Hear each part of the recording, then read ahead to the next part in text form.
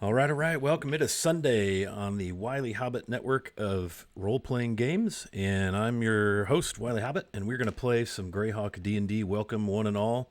Glad to have everybody here. Hey, Gidgewich, what's up, my friend? Good to see you. Thanks for bouncing in. So we're going to play some D&D here shortly, but I want to get through a couple of announcements. It's a really big, important week for this little Hobbit. It is Jasper's Game Week, and I and our community, by extension, are ambassadors of Jasper's Game Day. And if you're not familiar what that is, let me drop a little nugget in the chat. But Jasper's Game Day is all about helping try to eliminate, at least slow it down, prevent especially teenage and military suicide, but anybody, obviously, and raise mental health awareness. And this is our huge fundraiser week. So if you want to learn more about that, I'm going to drop some info in chat about Jasper's Game Week. But there are this year has gotten ginormous. D&D Beyond has gotten involved, and as such, Satine Phoenix was kind enough to really embrace this when it first came out. When Fenway Jones, the founder, had lost her friend Jasper to suicide, and Satine kind of saw what Fenway was trying to do and really gave this thing some energy. And I think we're in the fourth year of our existence here since we lost Jasper. But it's become huge. We've got DMs like Todd Kenrick.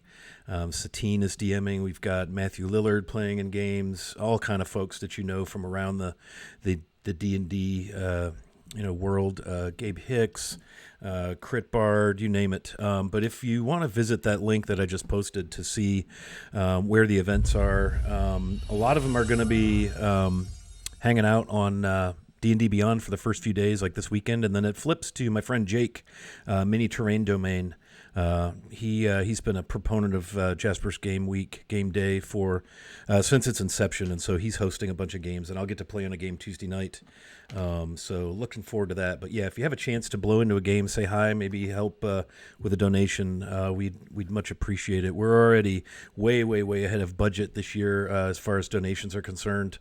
I think they crushed $30,000 during last year's Jasper's Game Week, and all those games are on Jake's stream. We didn't have the backing and the support of D&D Beyond, so we're anticipating it getting pretty out of hand this year, and we are excited. And I'm as excited as that animal in the background is too. So, woo, doggos, game doggos. All right, so that's kind of the main announcement I wanted to make. Really, is just let people know about Jasper's Game Week. So, thanks everybody for joining us, and let's get into our game. We're going to have a little Greyhawk today. Lord Gazumba, thank you very much for the host, my friend. Appreciate you putting us out there. Very much appreciated. So I'm going to toss this over to our dungeon master, Manny, Growed Up Geek, and let's get us into some Greyhawk, my friend. Thank you very much. Hey, everybody. Sunday. Welcome to Greyhawk Lives on the Wiley Hobbit Twitch channel. And just to add to what Scott was saying about the importance of Jasper's Game Day, I too, like a lot of people in my industry, Lewis as well, know like the kind of stigma of mental health and how it can kind of like just snowball into like desperation and sadness. As somebody who's been like to the darkness and has the ability and a great bunch of people around me to help me get through it. I'm here today because of people who cared. As a result, I'm a very big advocate of Scott's partnership with this. Him and I actually played in a game when he hosted a Jasper's Game Day on his channel a little while back. It's a really important cause for everybody, not just our community, but the people at large. So if you can tune in, please do give your support, donate if you can. It just means a lot. Now, with Thanks, that Manny. being said, let's get back to the fun reason why we are here today. Our take on postmodern 5th edition Greyhawk setting. Sunday, we were off last week. I had to work, but we are back today. Another exciting session. We will meet our players, do a quick recap, and then jump right in. The last session, our players reached level 3, which means everybody who didn't have a subclass now has it. So we will meet our characters, see what kind of new thing they have to play with this week. And we'll do recap and jump in. Let us start with our biggest and kind of almost soft-hearted member of the party Uh, who saved his baker friend This little last week. sweetbread. Yeah. Um, yeah. Rob, tell us about Storm Chaser. And like I said, and the new thing you got for level 3, just because like level 3 is a big one for almost everybody. Yes. So, thanks, Manny. Yeah, I am playing Gortok Storm Chaser with the Nulicon, who is now, as you said, 3rd level, and he has taken the Storm Order of the Tundra. So he can kind of influence the health of people in close proximity just a little bit. More stuff to come. Figured it was going to be the pretty, pretty intuitive in terms of which one to choose, considering he comes from the Yato mountain regions and is very much in protection of his friends, partially by killing things very quickly with his very large axe. Also by carrying large beings from their point of distress to a house of healing and then further through the He will city. stand and not be moved. He is good luck moving a 7-foot Goliath. Yeah. I mean, yeah, good luck, man. I wish you well. Outstanding. Let us move to our foreign correspondent, our resident old man. Tell us about Lapis and what he gets at 3. It's packed, right? Pact of the Tome. Yeah, I can cast a few more spells, more cantrips. I can copy rituals and cast them only as rituals, which is kind of limiting, but also I'm not a wizard like you, Tensor. And Lapis is currently, if he was the type of person to doodle on the margin of pages, he would be doodling Tensor getting into an accident on the floating disc multiple times because he sucks. No, That's Lapis. Pact of the Tome. Carries a grudge Pact like of an the old man. Tome's kind of wizard adjacent. You're into books, nerd.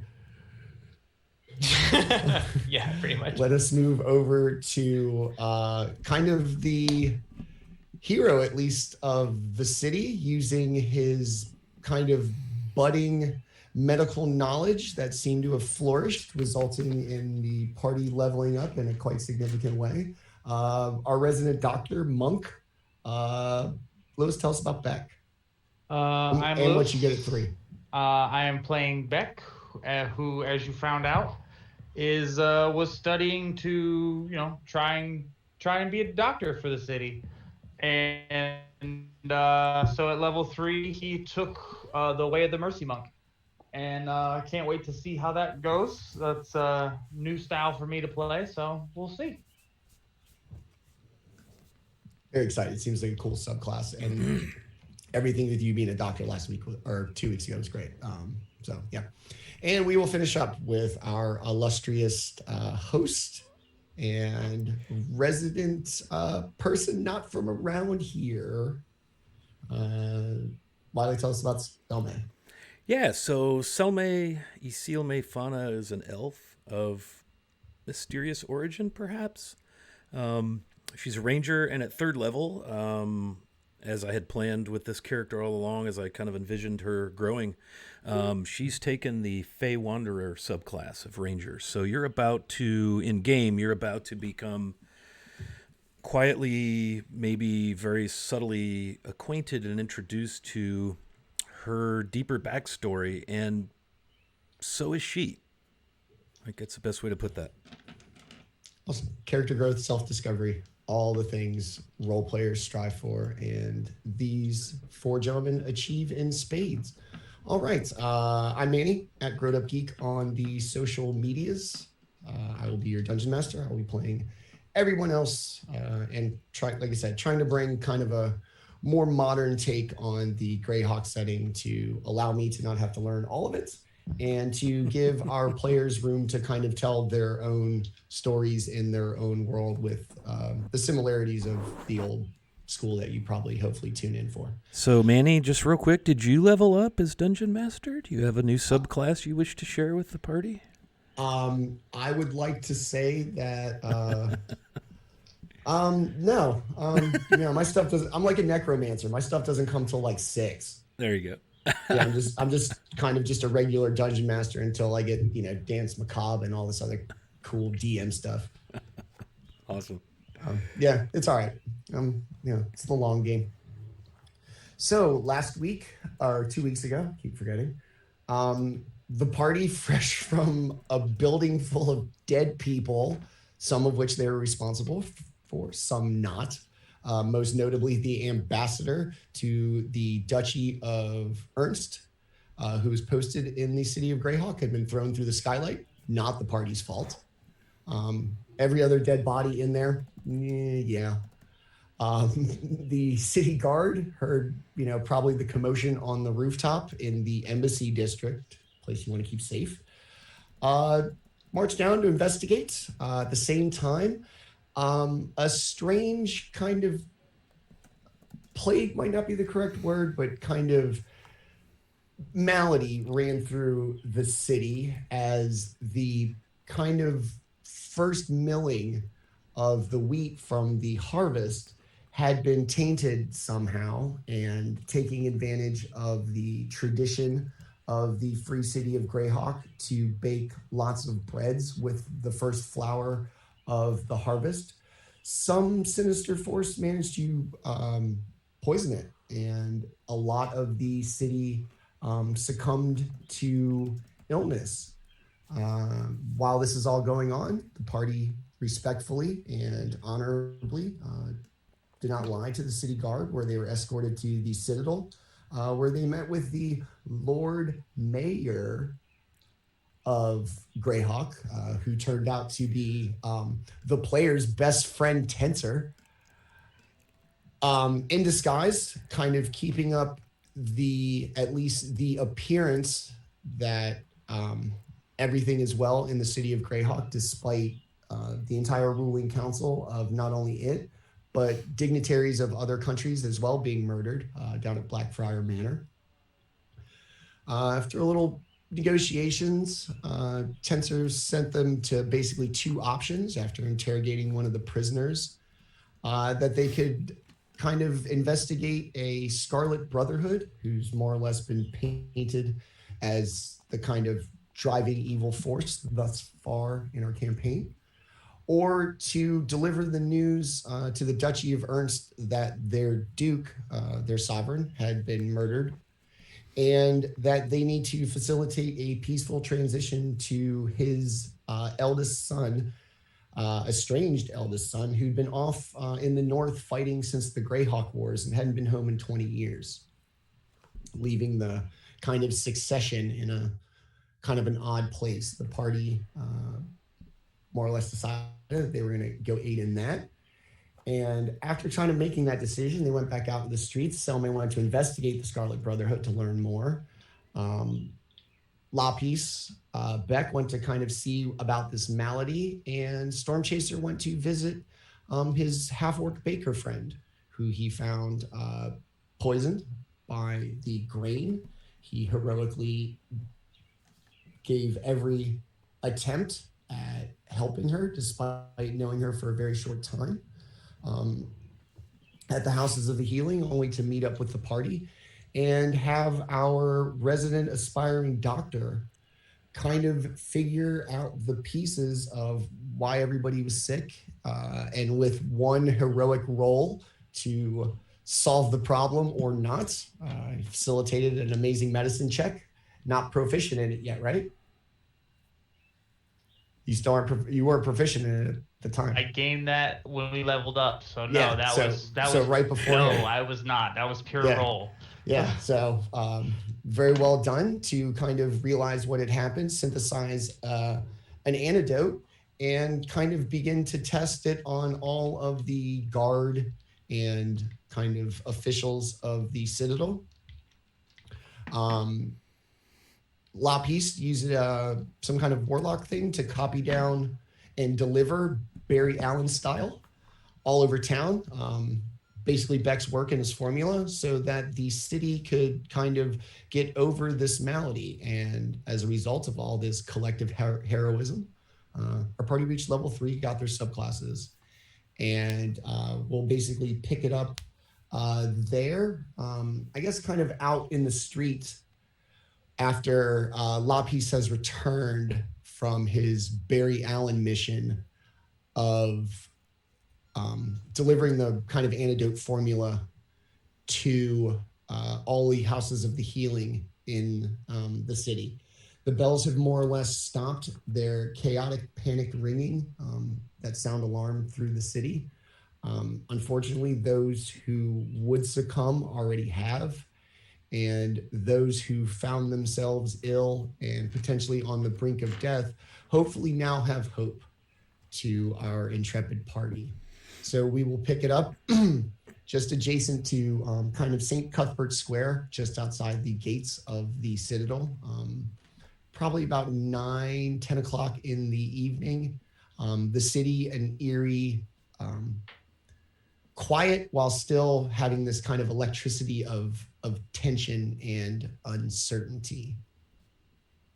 The Lapis will return from his Barry Allen mission to see the party standing in the square, knowing that they've done well, but maybe still feeling as if they haven't done enough.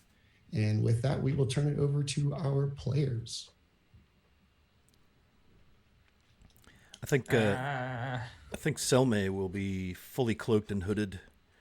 Still a little maybe shy about being in the big city, even though we've been here. We've been apparently part of a big thing. Just looking around at all the mayhem.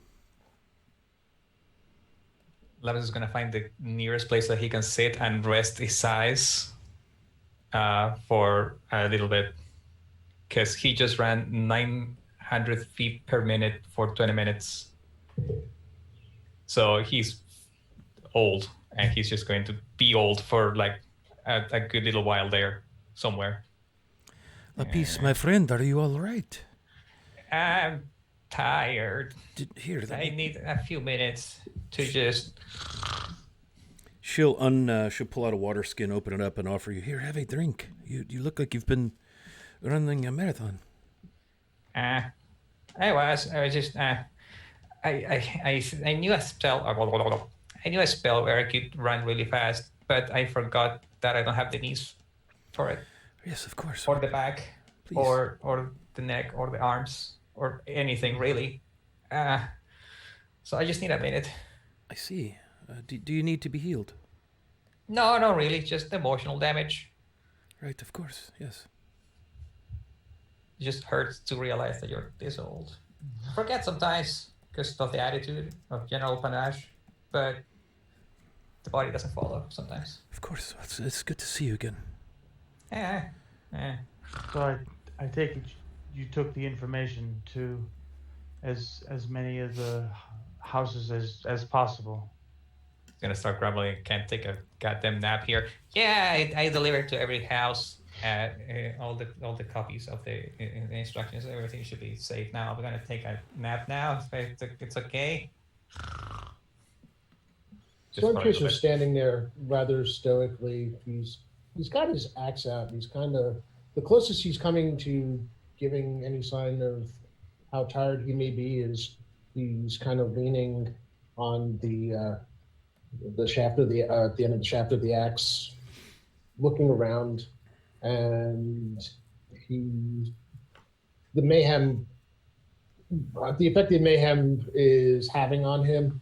He says, "Someone is going to pay for this, and they will feel my axe before this is over." Yes, I think we need to help the city, this region. Do we depart? I think we agreed we head to Ernst by the quickest way, yes? Yes, but with the actions of today, I believe a night's rest should be in order, just so that way we know that we are at 100% for the day. Of course, yes. Shall we rest in the city or set out and get outside the walls? I would set outside the walls just for the calm. Yeah, I would say let just the presence of us inside the city would be, I don't know, detrimental to her. A little too hot right now. Yeah. Okay. Off in the distance, despite it being nighttime, the smoldering remains, you would guess, of 3 Mile Mill, still kind of belching a black smoke to the direct south of the city. Probably saw it. You really, from the distance you are, have no idea how long it had burned or when it set fire. But it still seems to be smoking to the south. The city is more or less kind of locked down for the evening. Everybody you see moving from place to place in the streets seems to be doing so quite expediently. Just direct line, point A to point B, no dawdling, no window shopping, nobody stopping to have a conversation. And you see one light in the former Cathedral of St. Cuthbert, right, kind of to your southeast from your position right now. And it would appear as if the city gates, as you can see them off in the distance, are oddly wide open for people to seem to want to depart the city, or in case anybody came in to help. So you can see the gates wide open, little light off in the cathedral as well.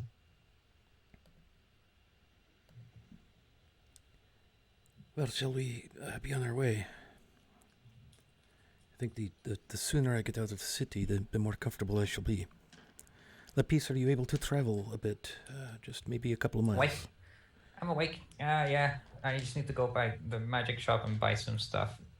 I was supposed to buy it last time, but they didn't have it, so maybe they have it this time.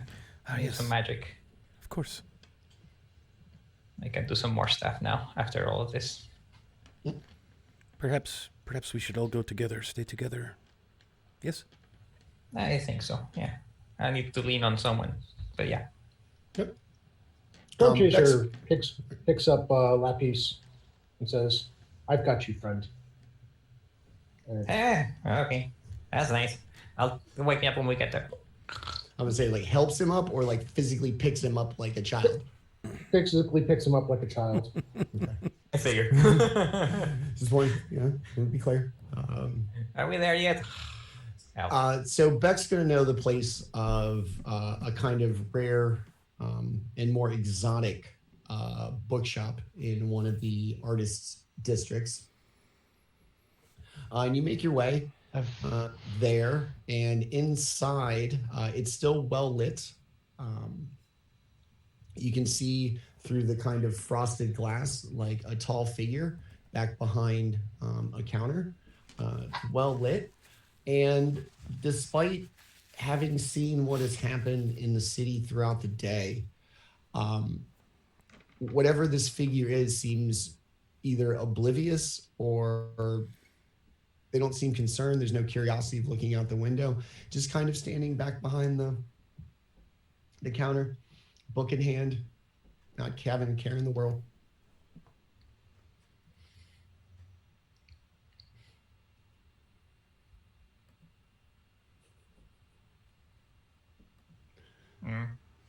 Lapis, wake up. We're here, I believe. I'm awake. Storm Chaser gently puts him down. Thanks. Thank you, Storm Chaser. That was really nice. You have a really comfortable shoulder. Are we there? Okay.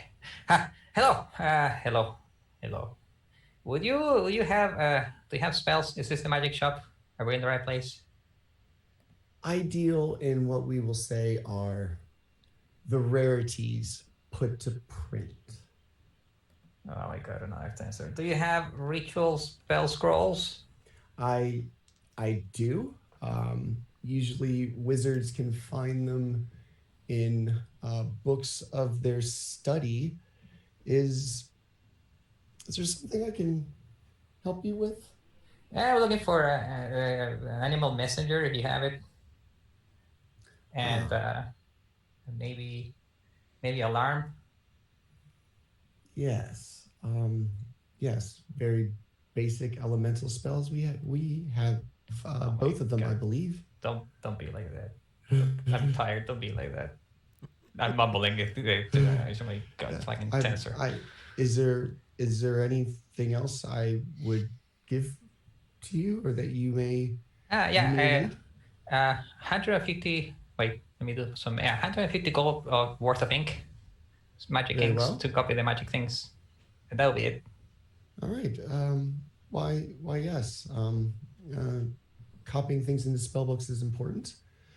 If you'll just wait right here for one moment. And he kind of, traces his way to the back.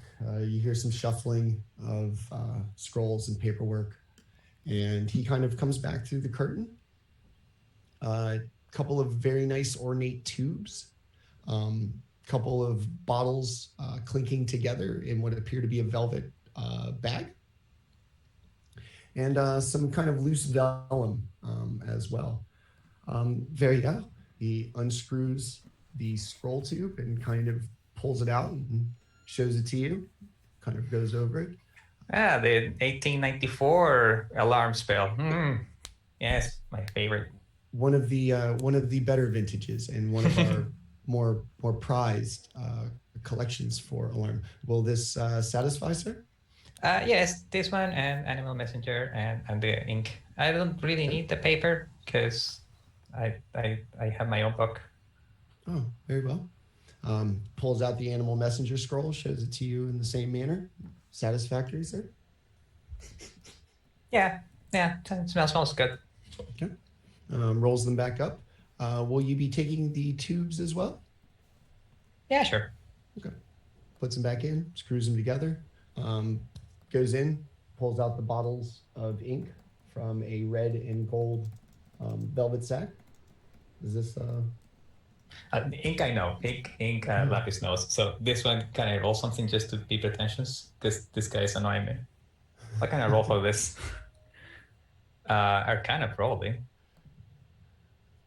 Can I roll condescension? just to be... Wow. 18. Okay, 18. Just so I can say enough technical words to show that I know what I'm talking about and to shut this guy up. So I can pay and just Yes. wizard. Yes, sir. These are the notable characteristics. It's very impressive that you know this. I may have been I'm very wrong impressive. about you. I can see, sir, your spell selection, your choice of inks, your knowledge thereof. Quite impressive. Is there anything else I can do for you today? No, just tell me how much it is so I can give you my somewhat hard-earned gold, and we can get on our ways. Because of the inks, I'm sure you had a budget. I didn't work out the math. We kind of thought 100 gold per level of scroll, so that would be 300 gold, and it's according to my invocation, it's 50 gold per level of scroll to copy, so it'll be 150, so total of 450. Okay. Very well, sir. Kind of, what do you got, like a sack of coins? Yeah, if I had the time, I would have converted it to copper just to be an annoying old man, but I probably just have the gold. It's just Rolls of pennies. I'll take 10 out and I'll tonk. Very well, sir. We hope that we may help you again. And if you ever need anything more, I don't know, exotic, maybe one of our sister stores in nearby towns would be more suited for your needs. And he pulls out a business card and slides it to you. No, I usually am the one that does this. Thank you. And it just says Zarshun, XARXOON, the Collector. Oh, with a title. Shit. Well, we got to the right shop here. Yeah. Thank you, Sarshun. I appreciate it. Are you Sarshun? I am not.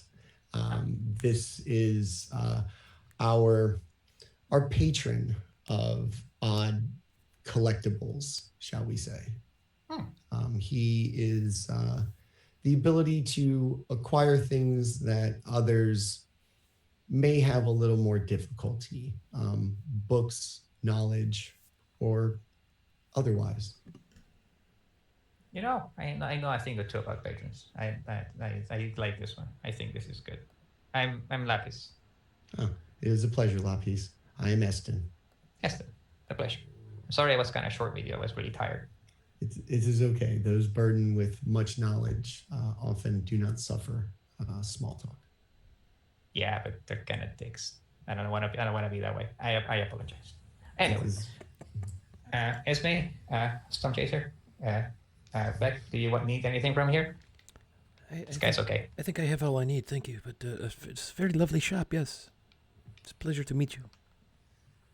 It is a nice shop. I do not require anything from here. Unless he has any alchemical herbs or any sort of potions, possibly. Alas, I do not. We peddle in knowledge and information, books, scrolls. Rare books, yes. But if, along with your friend here, ever find yourself truly in need, Zarshun has a way of acquiring things. So there is a book that I would like to look for, but I don't want to like say it out loud. I kind of want to like give him a little like slide a piece of paper. Yeah, we'll slide a piece of paper to him, but then I'll message you. Okay.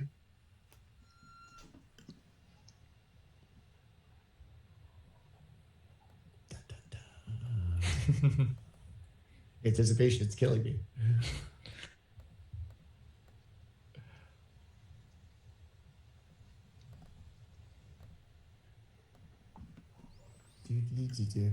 As everybody kind of looks around, you're good. As everybody kind of looks around, the books in here are quite impressive for those of you who have been to the library. The collection obviously scaled to the size of the shop. It's quite packed without seeming like clustered or cluttered. A lot of the books seem very old, and there are even some books that look like they may not be bound by traditional materials. One of them appears to be fur. Another one of them appears to be a kind of non-animal leather, if you will. He's going to pick up the piece of paper from Beck. I do not. I know they are rare, but I have been searching. I believe I may be able to acquire one. And if so, it may take me a little while. You're more likely to find success quicker with Zarshun should you choose that. The collector has quite the, like I said, ability to acquire the more rare and exotic. I will warn you, he does these things not out of the kindness of his heart, but a desire to make deals that benefit both parties.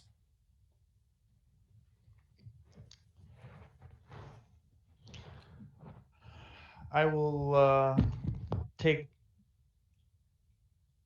the knowledge and your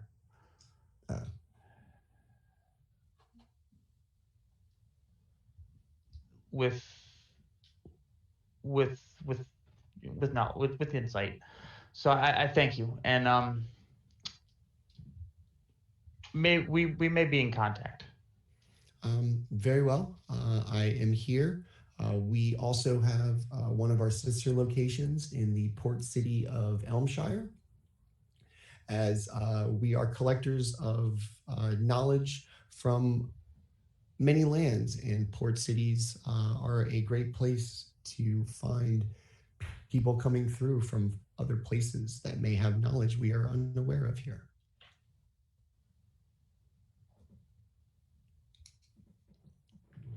And if there's nothing else I may help you with, I feel I've had quite the successful day today financially, and I would like to close my shop. It has been quite the day here in the city. Yes, of course. We do not wish to keep you. I believe I have no other business. Yes. Very well. Be sure to hold on to that card. The collector does not entirely desire to remain anonymous, but is in no desire to become famous. I'll take my card holder and flash it just so he can see the part of the Golden Resort and Casino and put it there. No worry, I can take care of it. I'll take care of it. Yes. Very well. Well, good evening to you all. Fair travels, and enjoy the newfound knowledge, my arcane friend. And he's going to give a deep little bow. Thank you. Thank you so much. Okay, I'll start making my way.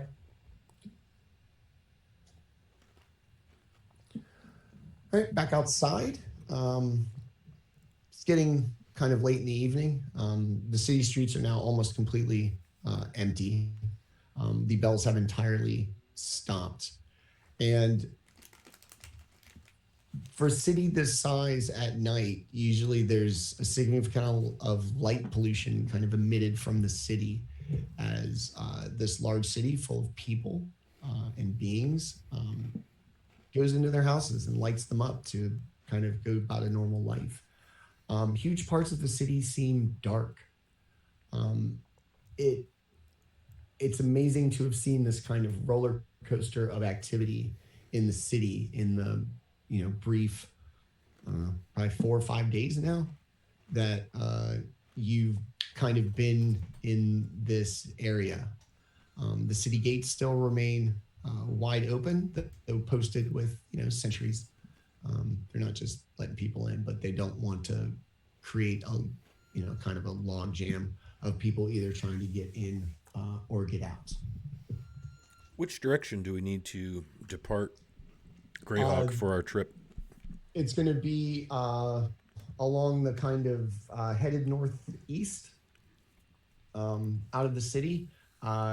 If the fastest way time-wise to get to Neerstrand, the capital of the Duchy of Ernst, would be by boat leaving from Elmshire.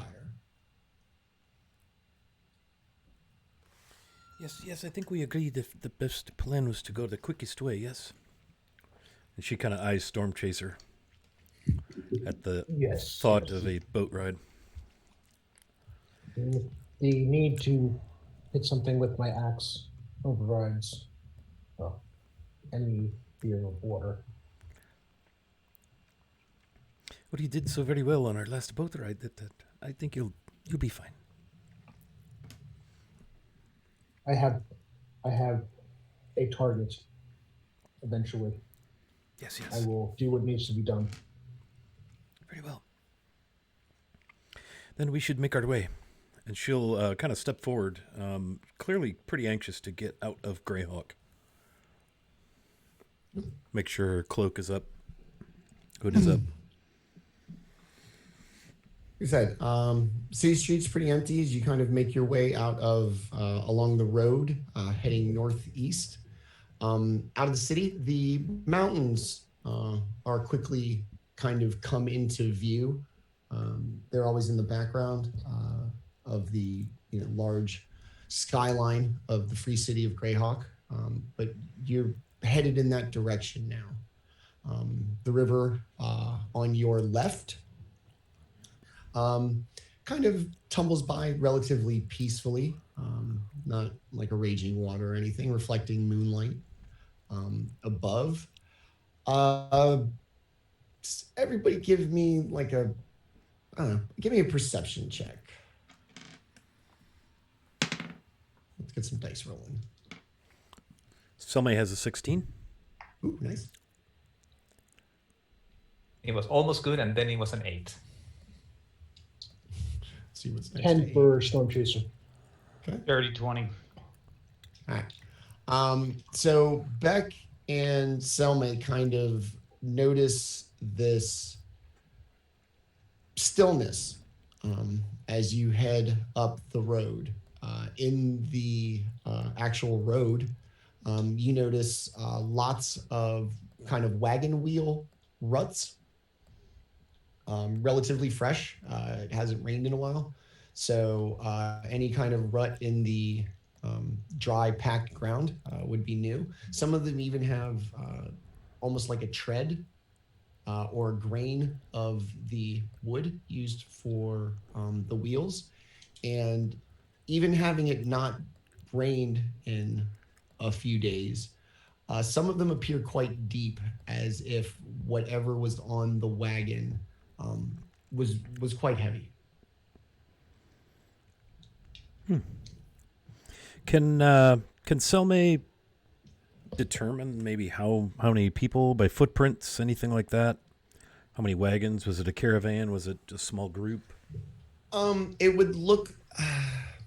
It doesn't look like there's been, kind of a footpath trampled into the road to signify maybe groups of people marching single file or anything. Most of the tracks appear to be like a beast of burden, mule, horse, something along those lines, and just like a wagon.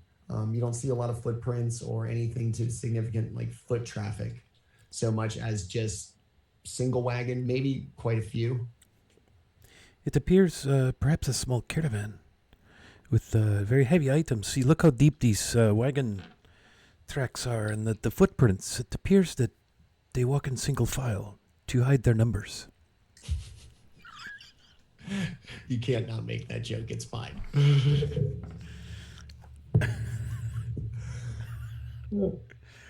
Oh, I've broken the internet.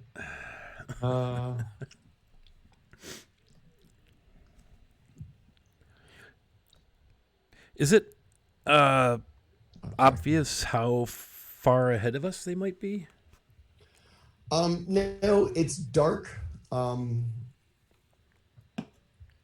like I said, more than anything, because of the dry, packed earth, they're probably from today, you would imagine. I imagine some of your ranger skills involve kind of tracking, right, and the such, that if just the kind of average wear and tear of a road, if they had been days ago, they would have been kind of trampled over and smoothed out, either by foot traffic or even just the elements, wind, such.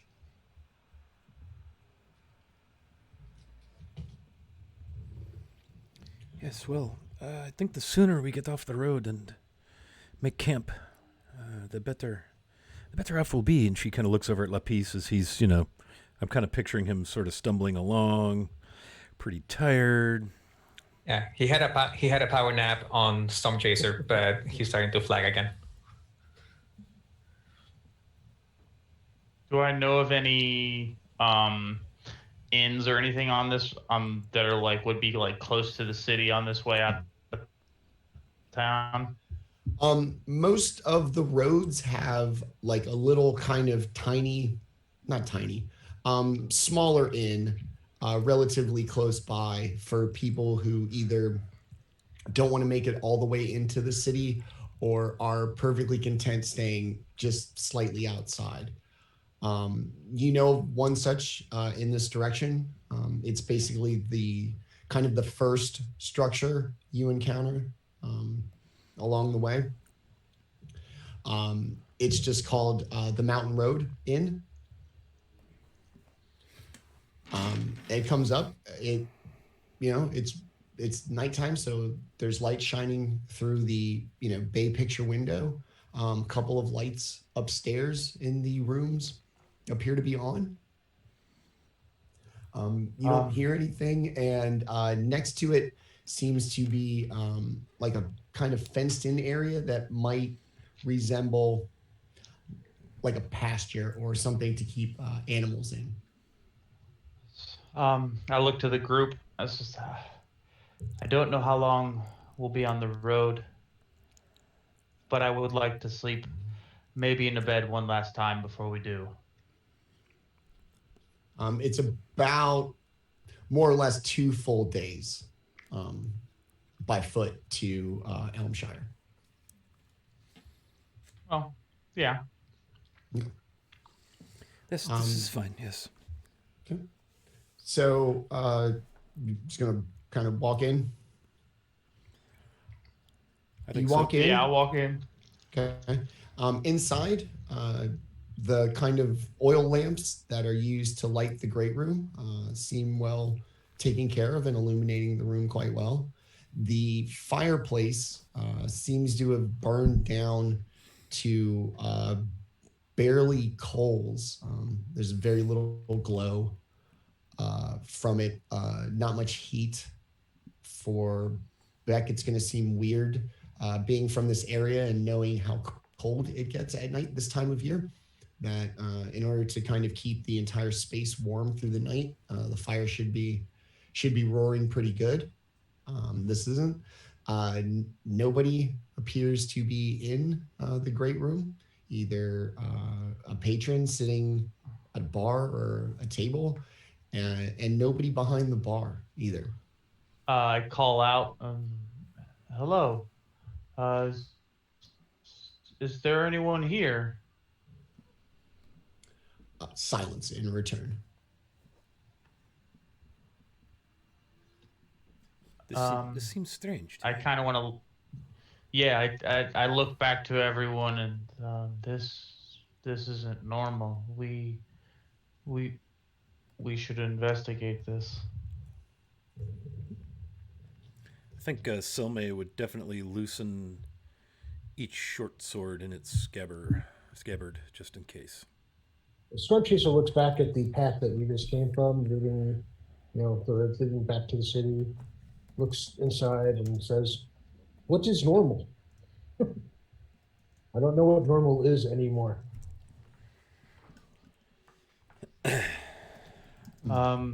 I believe a business that is always open should be open. And I know this place to at least should be open now. Everybody give me a perception check again, please. That is a 13 for Storm Chaser. Okay. That was almost good, and then it was an 8. I have a 17. Ever observant ranger. Hold on. Hey, Wilson. Probably important. Hey, Wilson, thank you for your support of our channel, my friend. 8 months subbed. That is awesome. That is a 13 for me. As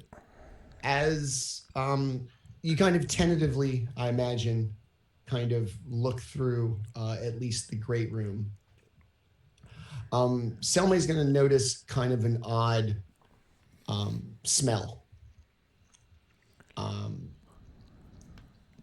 A little sour, acidic, and somehow still slightly sweet. This strange smell in here. I don't know that I recognized it. This is now that he points it out, I smell it. Do I smell it? Yes, and if once it's pointed out, She points it out. Yeah, you want to give me an investigation roll to see if you can figure out what it is, what the smell is. Yeah. Yeah, she'll be kind of poking around, looking around very carefully. Investigation, I got a 10. Okay. Thank you for all the advantages, hey That is Wilson. a 13 for me. Okay.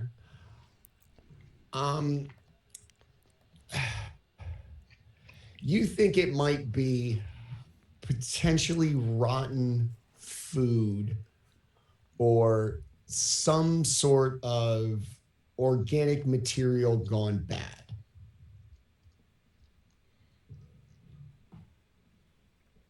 Knowing that, I'll kind of.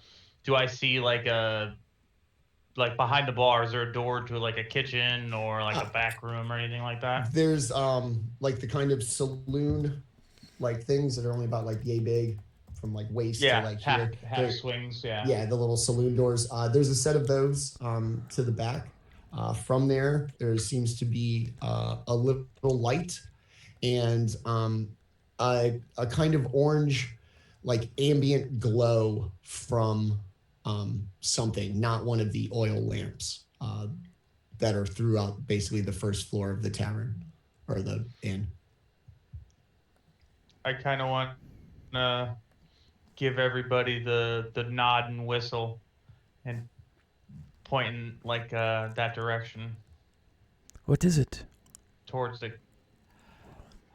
I don't know, but we might find answers in there. And I want to move towards the bar and like the doors.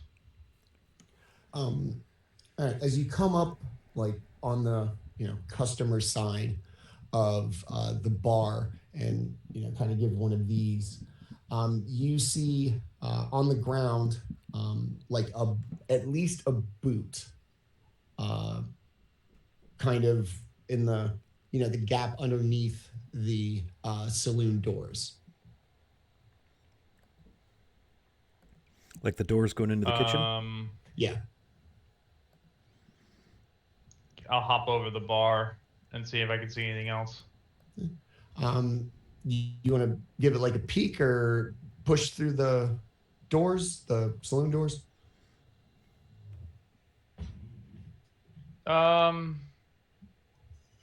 I'll push through, but I'll use my staff. Okay. So still from a distance, as you kind of push one of them open, you'll see what appears to be a humanoid, like shape-ish, dressed as a person would, but their skin appears to be almost like a slate blue color. The body kind of like shriveled and withered, lying face down, prone on the floor in front of a glowing oven, which seems to be the source of the ambient light that wasn't from the gas little lantern. Can I do a person? You do what? Can I do a medicine check and like see if they're Yeah. alive? Like, go up and Yep. check the pulse.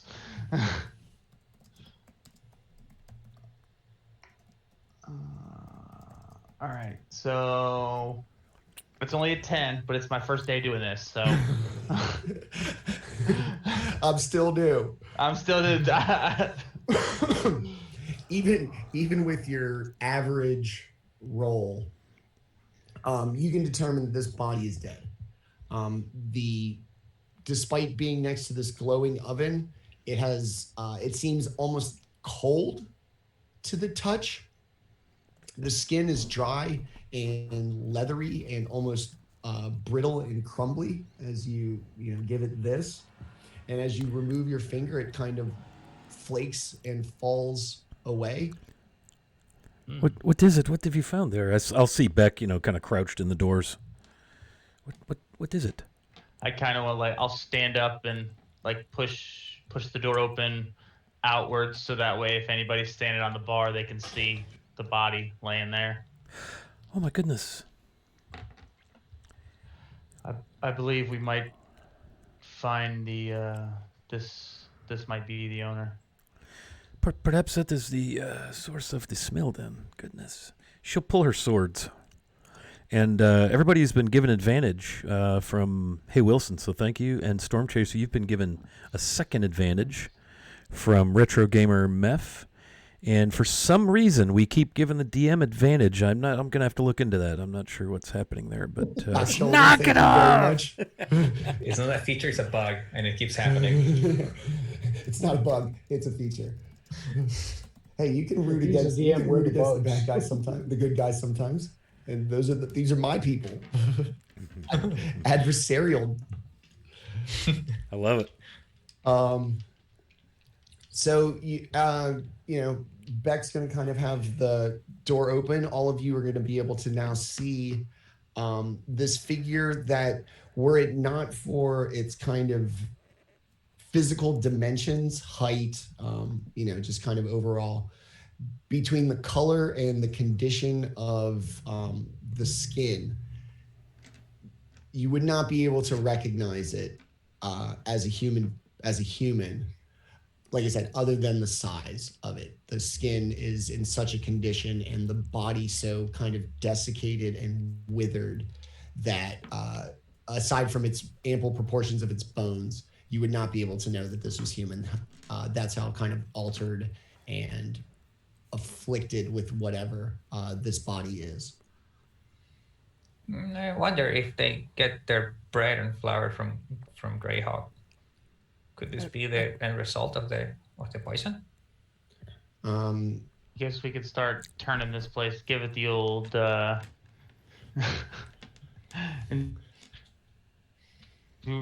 Trousseau.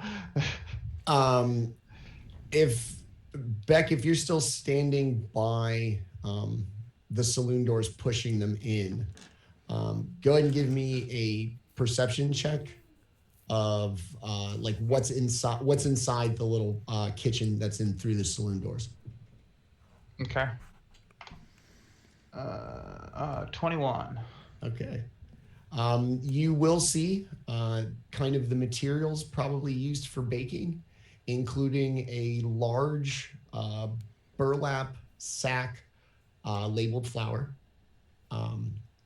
that appears, like I said, mostly full of, for a large sack. This is not one that's been around for a long time or been in the possession of the baker for very long. This thing is probably freshly cut. Even the burlap looks relatively new. And the oven. I want to move up. Okay.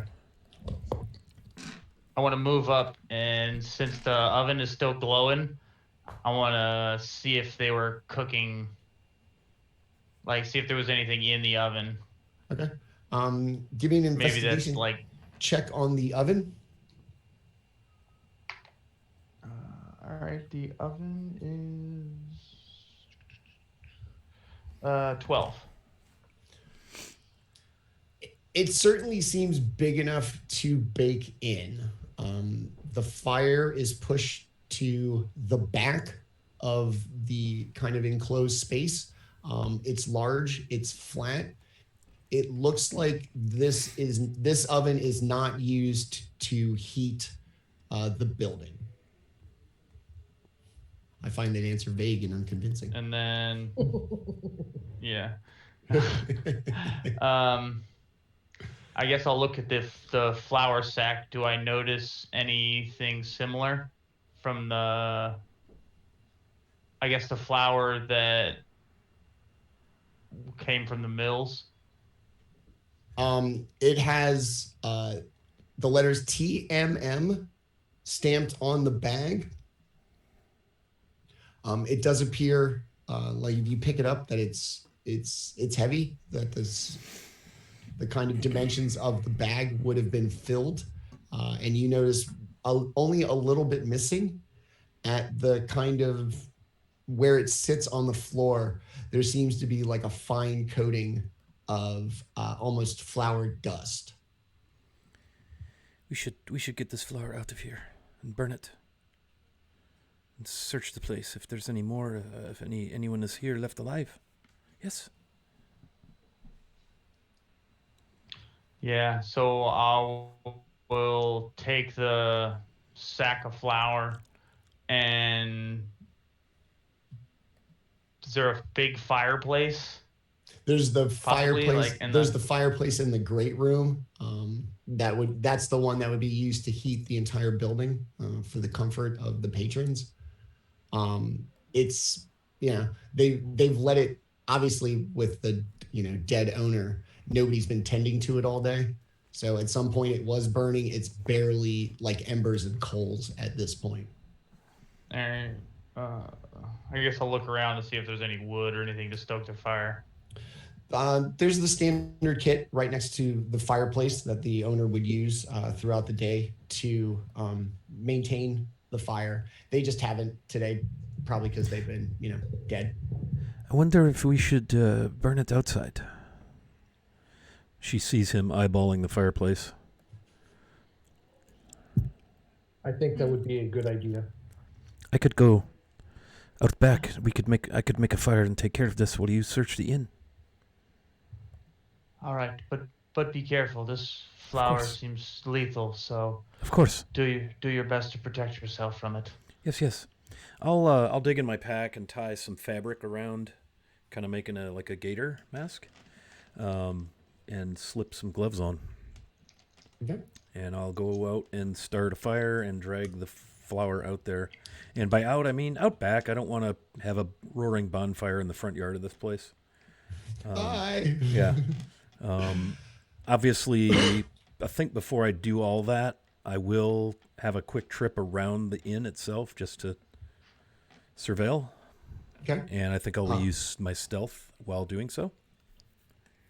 All right. Upstairs, and there's the second floor. Stairwells in the back. Oh, I mean, I'm sorry, the exterior of the inn. Okay. Yeah. And then Beck, Lapice, Storm Chaser, you're going to kind of root through Inside. inside and then upstairs as well. Yeah. Okay. We'll do Selmay first. Are you going to drag the flower out with you when you first go? Or No, do I think your little... I'd like to have a good look before I start working on, disposing of this flower. Okay. The road and the area that the inn is situated is kind of woody. It looks like almost getting to the last vestiges of trees before, really heading up high into the Rocky Mountains. And as you kind of make your way around, like I said, the night seems remarkably still. Even the kind of ambient animal sounds, familiar at this time of year seem to be absent. Mm-hmm. And as you kind of make your way around, nothing seems too dangerous. You've got some pretty good sight lines out into a clearing beyond the trees. And as you kind of make your way around to the final side, which would be on the north side of the tavern as you head along the road, a large pasture. And in that pasture, it's not very large, but you would expect to see or hear or sense with your ranger skills, movement or presence of creature. Why else would you have a fenced-in pasture? And as you kind of make your way around, you're hit once again with the familiar kind of acidic, sweet smell that you smelled inside the tavern as well. I did roll 14 on stealth, and I think I'll probably have a good look at the pasture from a kind of a get up near if there's a fence around it or anything, and then just have there's a split rail fence for your lineage. The top rail's probably going to be about head high. Okay. So you could kind of, in between the rails, kind of peek through. Yeah, I'll do that. Maybe roll a perception. Okay. See what I can see in the pasture with my 60 feet of dark vision. I've got a 14 on that roll. You see what appear to be animals kind of off in the distance. Maybe about 6 to 8 of them. Just these kind of outline silhouettes with your dark vision. Do they look like horses or mules or? They would be smaller. You would guess sheep, goats, something more closer akin to that size. not a cow, not a horse, not anything big, but And are they standing? They moving? Appear to be on the ground, unmoving. Interesting. Okay. I'm going to assume they're dead because I don't think sheep really go completely still. I know they can bed down, but if they're not moving at all, I think I'm comfortable letting them be there. I will have a quick scan for any predators, coyotes, wolves, owl bears, umber hulks, Tarasques, things like that. I'm gonna hold up a cup of water and see if it shakes. Yeah, exactly. Nope, no Tarasque nearby. Yep, Good. Check.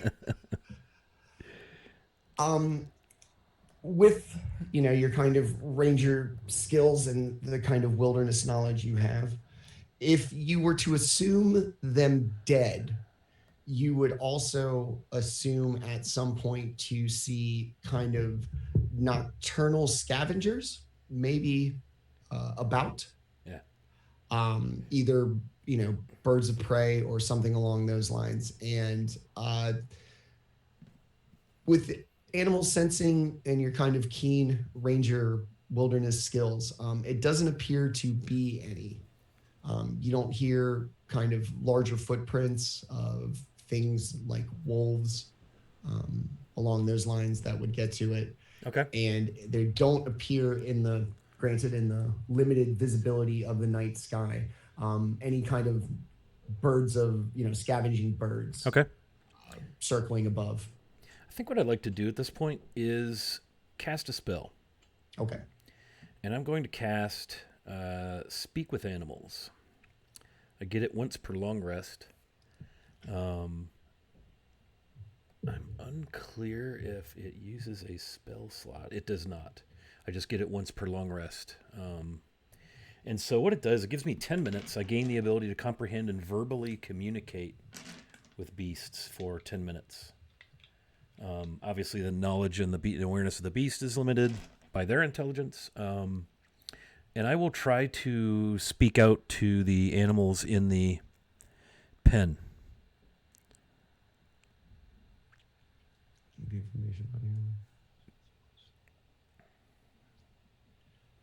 All right. So,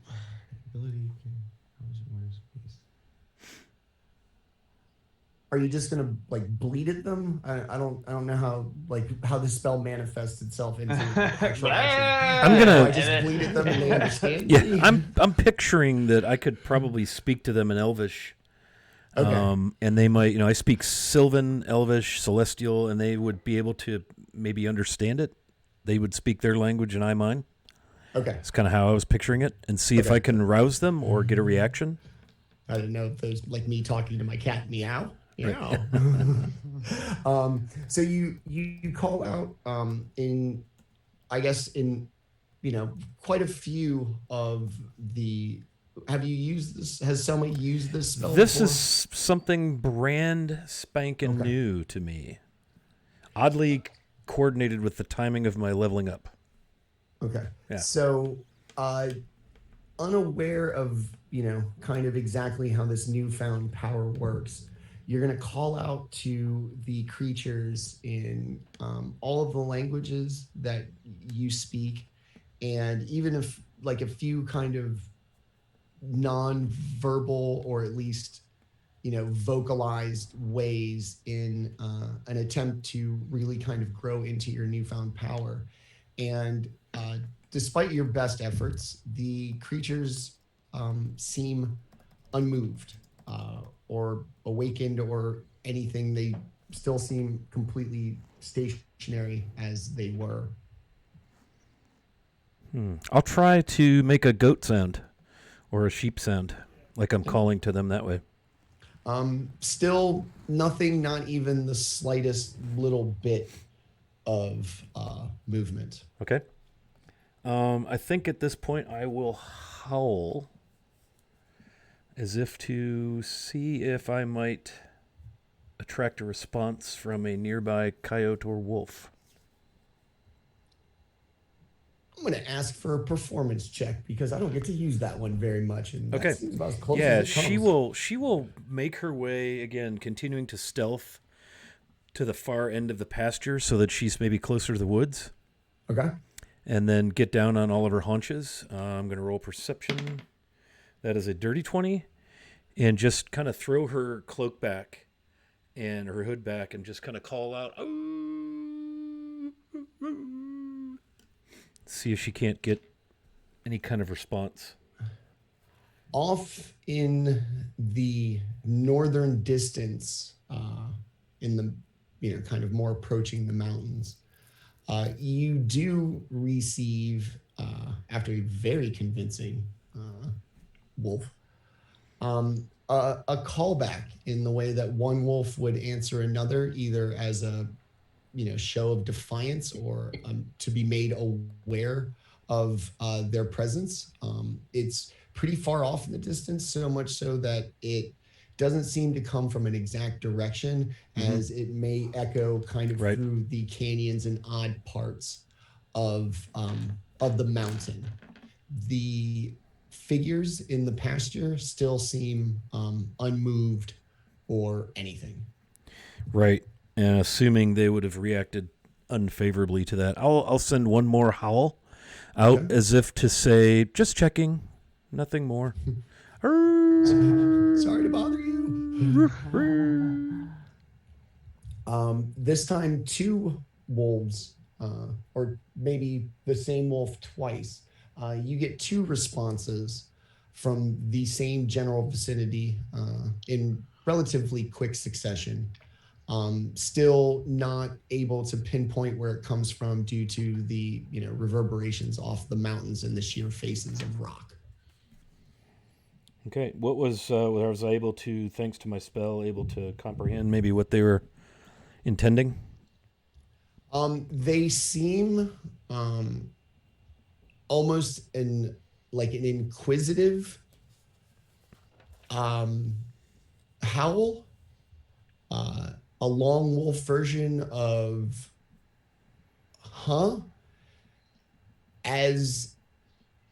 and they seem surprised at the location of your location, like where you are howling from. That they seem kind of maybe a little hesitant and unsure, despite being very convinced, not only because of the use of your spell, but also your projection and performance thereof. Okay. I think one more message that I'm going to be hunting to the west along the road. Do you want, and I think I might try to drop a little persuasion on that. Okay. And that's a 17 on the die. Dirty 20. Very convincing howl.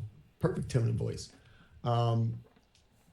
So you howl a third time. The figure's still unmoved.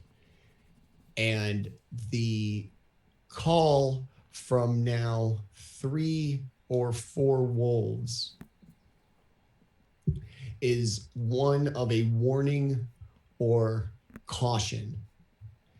And it is 4 distinct wolf pitches and kind of timbre. So and 2 of them are from directions not in the mountains. That your howling, your location has been noticed by others, and others feel compelled to kind of chime in at this point. Roger that. I think I'll probably stop now. And probably look for just an open space where I can bring the flower out, and I'll get a small fire built. And there is a kind of the workspace in between the kind of tavern and the pasture. There does appear to be like a place where the owner would probably burn leaves or who knows what. Yeah, I'll get a fire going there, and quickly return to get the flower so that I can get that underway and I can get myself back inside. Okay. Before you go back in, we'll cut back to the party.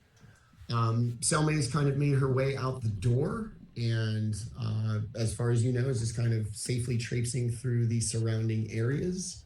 You three have the badly in the poor condition dead body of what you perceive to be the owner of the inn. There seems to be the bag of flour, a little bit of fire, and still, despite the door being open and the owner being dead, you have not heard any other sounds throughout the entire inside of the inn. So we just hear Cellmate just like howling out back by herself. Just Not yet. We'll work that in. We'll work Okay. that in. This will be a slight little kind of flashback, dueling timeline kind of thing, Westworld, but not as well done. Nice. So like we're panning back to whenever she first walked outside. Yeah, we're gonna cut back to her, and Okay, then cool. occasionally, We'll for do that. entertainment's sake, I'll throw in the howls. All right, awesome, perfect. Just for reference. So I kind of want to, like, as she's walking towards the back door, I want to look towards Lapis and Storm Chasers. I jokingly asked, so you think this place is up for sale? I mean, if we leave the body there for a while, we may get a cheaper price. I'll let him not disclose that there was a dead body in this kitchen. Yeah, and then I guess I'll just start looking around and see if I can find any information, any sort of like scraps of paper, anything like in the kitchen area, bar area where I'm at right now before I leave this general area. All right. You're going to go about the kitchen. Lapis, Storm Chaser, you guys want to stick together, or do you want to split up Scooby-Doo style? We'll stick together, I think. Okay. I'll go and see if there's any guests in one of the rooms. Wanna come with and help me in case any of them turn to attack us for some reason? I don't know. Feels kind of like type of vibe around here. Yes, I will go with you, friend Lapis. Okay, I'll cast Armor of Agathis because this would be the perfect place for one of them to turn zombie, and I know we're not doing that, but hell, maybe you will. So Armor of Agathis. It was Agatha Protecting all myself. along. So there's 10 blobs of ink floating around me as we go check the like a rooms. lava lamp? It's awesome. Yeah, like what was the last time I described it? Like proton, just okay, I got you. neutrons, whatever. I got you. Yeah. Okay. So Beck kind of goes through the kitchen.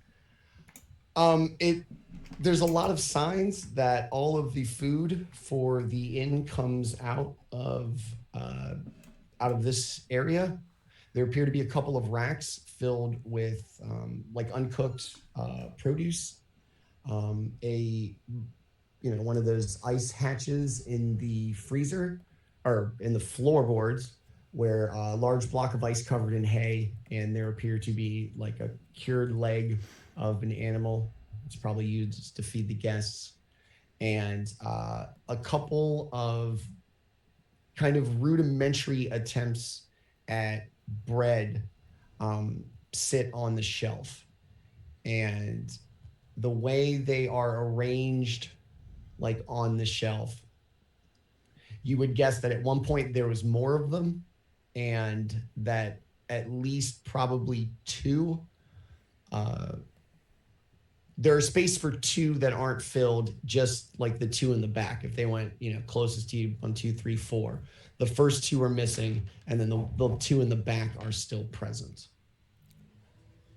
So basically, they were messing around in the kitchen, is what? Like they were baking. You would guess probably.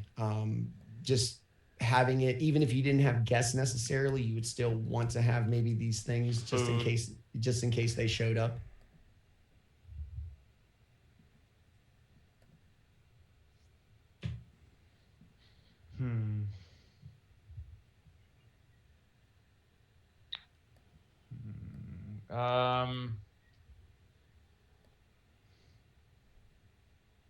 Yeah, I guess since I don't really see anything, I'll move out of the kitchen.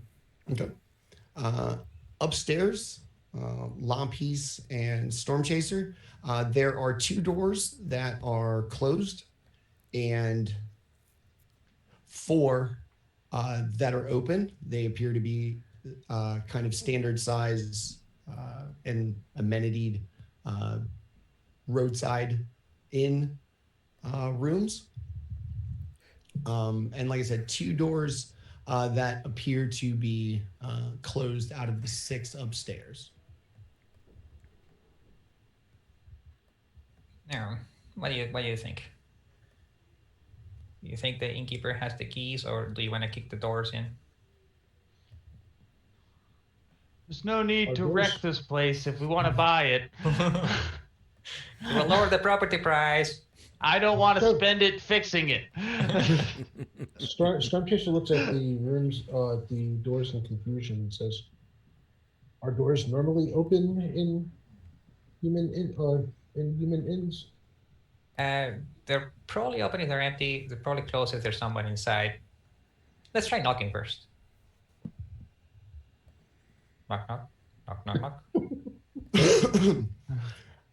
You hear nothing. Not a man cough for the 50th time today. Probably nothing, or they're dead. Interesting choices. Storm Chaser tries to open one of the doors, the first closed door. The first one, you open up and you see another body. This one proportioned more dwarven, shorter, wider. But the skin and everything else seems almost identical to the body found in the kitchen. The kind of flaky slate blue skin, even for the usual kind of stocky, hardy dwarves. This one seems kind of gaunt and thin. And it's seated at the table in the room like this, so the blue is very clear. And on the table that it is seated at appears to be a plate with crumbs on it.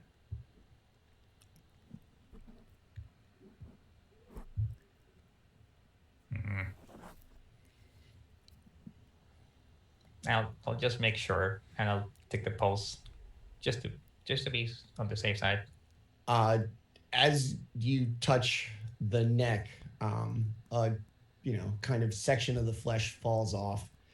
Inside looks gray, like a sickly pale gray on the inside, and even the bone, the spine that you can see through the section of neck missing, appears black or discolored in some way. Well, that's not nice. I think you can bounce back from that. Okay. I'll precipitate my fingers a couple times clean, because that was kind of ugh. Want to go check the other room? As you open the door, there another body. This one appearing to be a little taller, and just overall like larger, maybe like a taller human, lying on the floor. And as you kind of peer in and go, another dead body, give me a perception check, both of you. In the background, you hear the howling of your companion Selmay, with zero context. You're just upstairs and you hear a small young elven girl howling outside. Sam is a werewolf. We'll deal with that later. I yell up, "Did you guys just hear that?" Yeah, Sam is a werewolf, but we're busy right now. I think there's... Wait a minute. Did you find something up there? Give me a second. I'll let you know in a minute. 22. You're gonna hear like a gasping, and a slight little kind of movement on the foot of the body in this room. Shit. Storm Chaser, get back. The Storm Chaser doesn't hesitate and steps backwards. Comes running downstairs, or just yells for their doctor friend. So I'll go up the stairs, hearing them call for me. Okay. You're gonna see. I guess they're gonna stand in the hallway and kind of point in the direction. On the ground, the skin appears to be a less kind of saturated color tone of what you've already seen. It is definitely not a natural color. It is definitely on its way, most likely, to that kind of slate blue flesh. It appears waxy. The eyes appear vacant, and you just hear like a gasping for air. So I'll move into the room and I'll start examining and see if there's anything that I can notice from what happened or what I can determine. All right, give me a medicine check. Now that you got it, use it. All right. 16. You are able to put together that this is most likely a severe and prolonged case of the same poisoning you saw in the Free City. That for everybody that you helped and the lives that you saved, this is them on the precipice of succumbing to whatever is in the flower.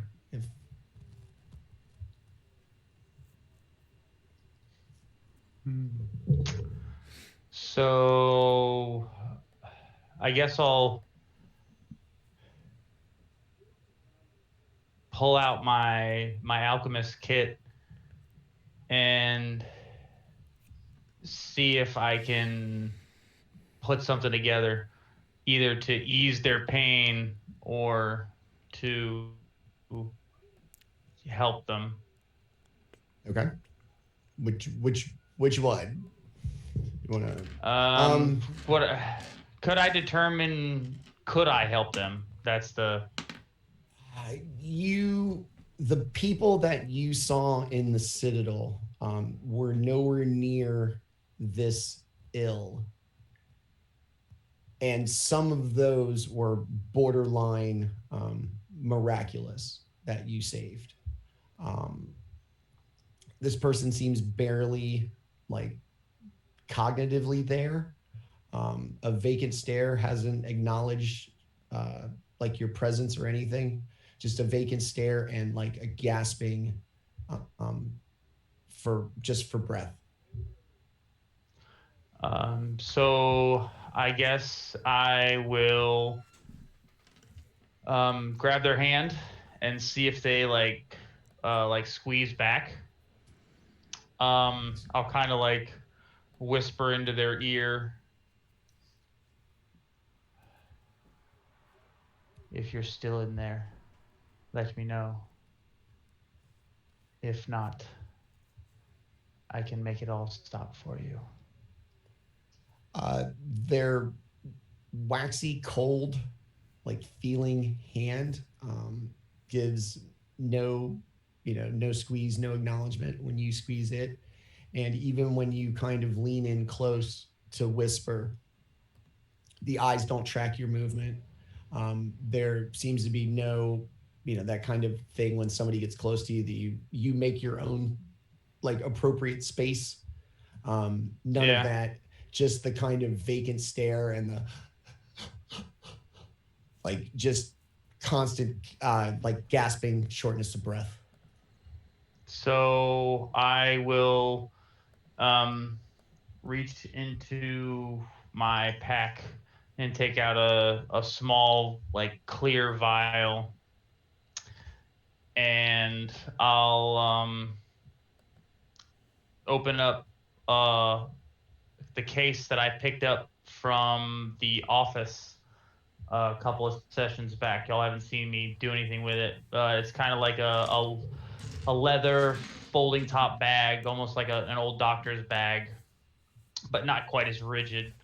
You see me take out this black mask, and it's like it seems to have like a handle on it, but the way I put it on, you see that it's not a handle. It's actually a beak, and it basically looks like a raven's mask or a death mask. And you'll see me kind of like put my head down, and I put it on, and I just look back over the person, and I take the small vial and I put a drop on their lips, and I don't worry, it will be all over soon. And then I just kind of like close their eyes for them and hold their hand while the poison takes effect. You know, kind of close their eyes. There's very little resistance, or that kind of instinctual thing to keep your own eyes open. They close. Everything feels, like I said, just this kind of waxy, almost like spongy kind of texture to their flesh, and the gasping slows to eventually kind of nothing.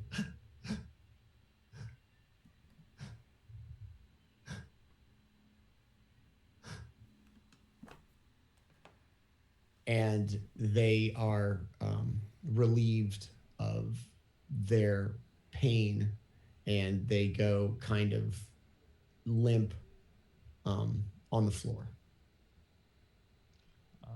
You'll hear me whisper over them, "Just rest now." And then I'll slowly stand up and just kind of like put my things back together and walk out of the room. The group hears Selma howl once again outside, once again with still zero context.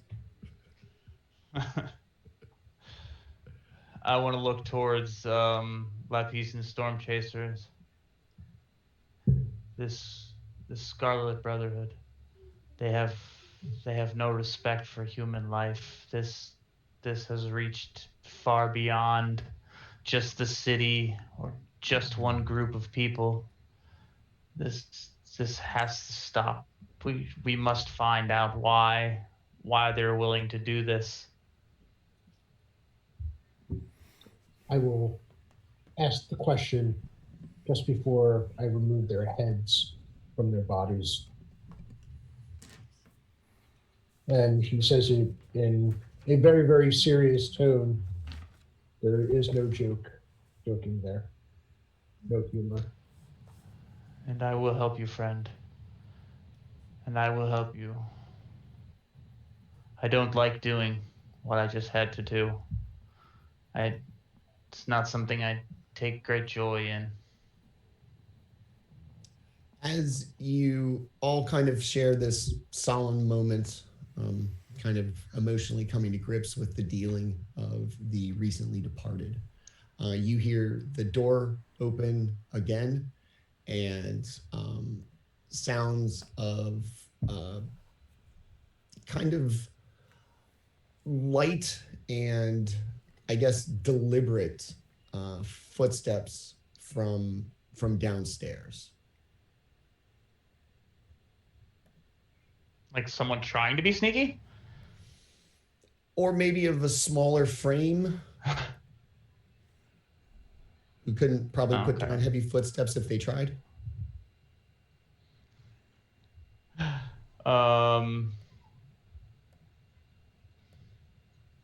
Were there any other rooms upstairs, or Just there's 6 all day. 4 of them were open. Storm Chaser and Lapice looked through them. They like Lapice said, the doors showed that they were open doors showed that they were available. The 2 occupied rooms will at this point both have perished. Lapis would like to approach the window and see if there's a full moon out. Can I check that out? It's probably about a half moon. Okay, perfect. Outside.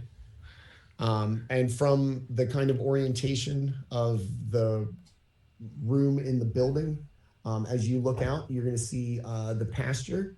You're going to see 6 figures off in the distance, illuminated by moonlight, not moving. And the beginnings of a fire, like just on the ground on the exterior of the building on the ground floor, but on the side of the building you can look out of. So Selma shifted, killed the cattle, and now burning the evidence. I understand. Say no more. When the warlock watches Fox News. Side effect of the flower, man. It's in the flower. That's what I said. That's what I said. Is the ranger in your party secretly a werewolf and killing all of the things? Find out tonight at 11. Okay. Well, this is bad news. so I guess having heard someone walk in, I'll be like somewhat alarmed, since we did just kind of roll up in here and there's dead bodies. Can I see, or are they like You guys still? You guys are all going to be upstairs, Okay. basically at the far end of the hallway. You're just going to have heard the door open and, like I said, what sounds like movement just down on the ground floor below, specifically kind of in the area of the door. Not that, somebody walked in and is just traipsing all about the place. Just kind of opened the door and is grabbing doing a lot of activity in the kind of entryway. So I'll look to Lepis and I don't think we're alone in here anymore. Let's go check it out. It's probably just nothing. It could be a werewolf. We'll find out. Let's go check it out. As you guys make your way downstairs, you see Selma actually kind of just wrestling and struggling with the bag of flour to drag it out. It's pretty large, stature-wise. She's, I have a hard time moving a 50-pound bag of flour. I'm a grown-ass man. Especially with it open at the top, because I don't want to pour it all over the place. Even when they come delivered brand new, there's a hole in Yeah, it, so you're getting yeah. covered with flour. That's how it works. Yeah. So as the party kind of comes downstairs and sees Selma dragging this flour out the door, it seems like a good time for us to take a quick 5-minute break. Yeah. We will pick it up with, I don't know, if they wanted to be nice, helping her maybe carry that bag of flour outside. But you tell me what to do, gentlemen. Is chivalry dead in Greyhawk or not? So yeah, it is 2:39 according to my computer. We'll try to take a quick 5-minute break and come back with Lapice figuring out if Selma really is a werewolf or what else. What else his delusional paranoid mind might have read about on Facebook. All right, cool. We'll see you back in 5 minutes. We hope to see you when we come back.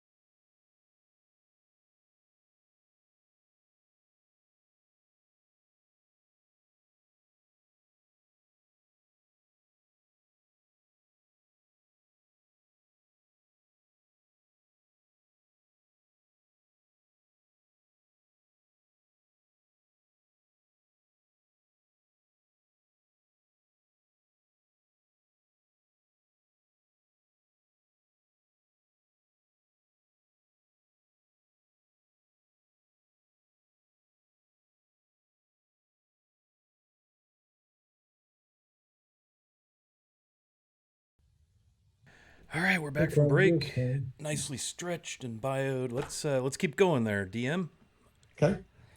So the party's going to come down the stairs. Selmay's going to have the door open and, doing her best efforts to drag the flower that you feel is kind of the immediate culprit of all of the calamities, at least as far as this inn goes, attempting to drag it outside.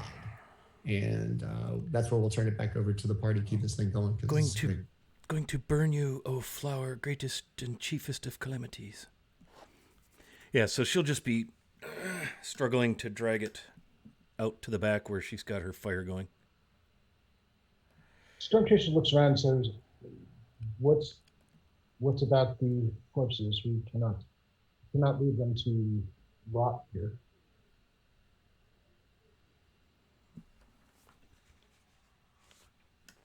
I believe the one in the kitchen and the one in the first room may be dealt with right now.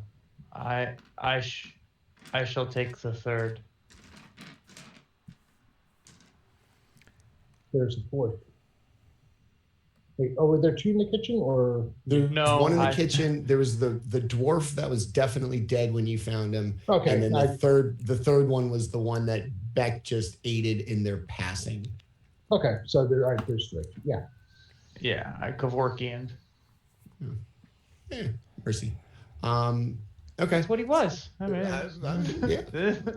He's Al Pacino as well. yeah. So, like I said, Selma's dragging this bag of flour out. You guys kind of bring up the topic of the bodies. You guys can bring the bodies down. I'll help Selmy take the sack out.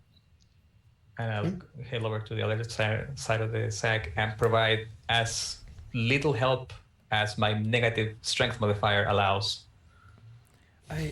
Moral support. Lapis, I appreciate your help, but I think you may be slowing me down, actually. Thanks for the help, but no thanks. I'll tell you right now. That's a 6 help?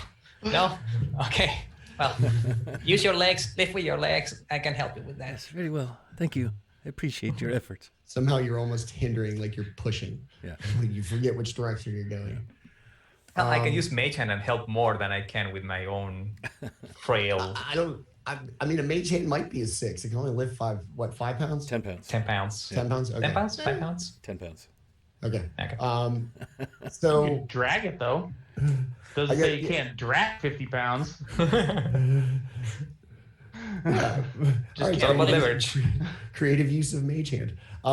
So Lapis and Selme, kind of drag the bag of flour out to this kind of cleared stone circle that it would appear that the owners used to burn, who knows what, leaves, garbage, who knows.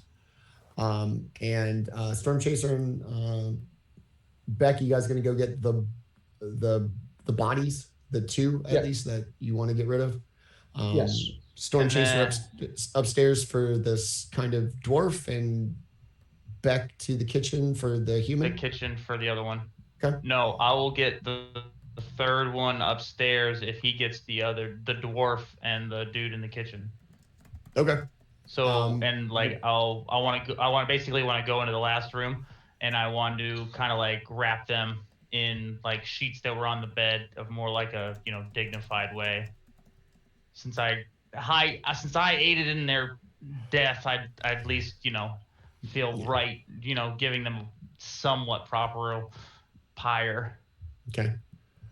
All right. What are you gonna do? Are you gonna keep it to like study it, or you? No. You just want to be the one that takes care of this body. I personally want to take care of it. Yeah. Okay. Stormchaser, kind of. Do you want to wrap them up in anything? Do you want to just sling them over your shoulder? Well, especially with the dwarf, considering he was seemingly falling apart. If there's any kind of blanket or something, I will roll him in it and carry it down. Eventually, everybody kind of makes their way outside. But at this point, Lapis and Selma would have been able to. You guys are just gonna chuck the whole bag on the fire. I think I'll, kind of make sure I get the fire going pretty good before I do that. I don't want to put it out with flour. I could see flour just snuffing it out. Okay. You know. So the fire gets really good and going. The heat obviously radiating from it. The light emitted from the flames has kind of lit up the clearing and part of the pasture, casting quite a shadow from the fence into the grass. And with all the kind of commotion and fire and maybe light conversation or an elf girl yelling at an old man who's not helping her. The figures that Selma saw before have still not moved. And as you kind of throw the bag onto the roaring fire, burning flour typically gives off like a kind of warm, nutty smell to it. This one just smells terrible. I'll pull up the that fabric kind of- that I have to, cover my mouth and nose. The kind of acrid, sweet, sour smell that you've experienced thus far, and even so outside, out of the presence of the dead bodies in the inn. And it gives off this just giant cloud of blue-black smoke. It's thick. The longer it burns, it just seems to smell worse. And by this point, Storm Chaser will have brought out the two bodies for which he was responsible for. And do you want to just kind of lay them, excuse me, lay them near the flames? Do you want to throw them on like immediately? How do you want to deal with this? I see you have found more dead bodies. Probably best to burn them quickly, and we should make haste. There are wolves in the area who may or may not have been drawn to our location by my attempt to speak with them, or not, perhaps. I do not know. Storm Chaser actually smiled at the mention of wolves. So I may or may not have done something, guys. I don't know. I'll just put it out there. I'll point at the. I'll point at. Things happen. Mistakes may have been made. I'll kind of point at the motionless figures in the pasture. I have the ability from time to time to speak with animals, and I was trying to communicate with the goats and sheep over there to determine if they were alive or not, and they never did respond. But some wolves did, yes.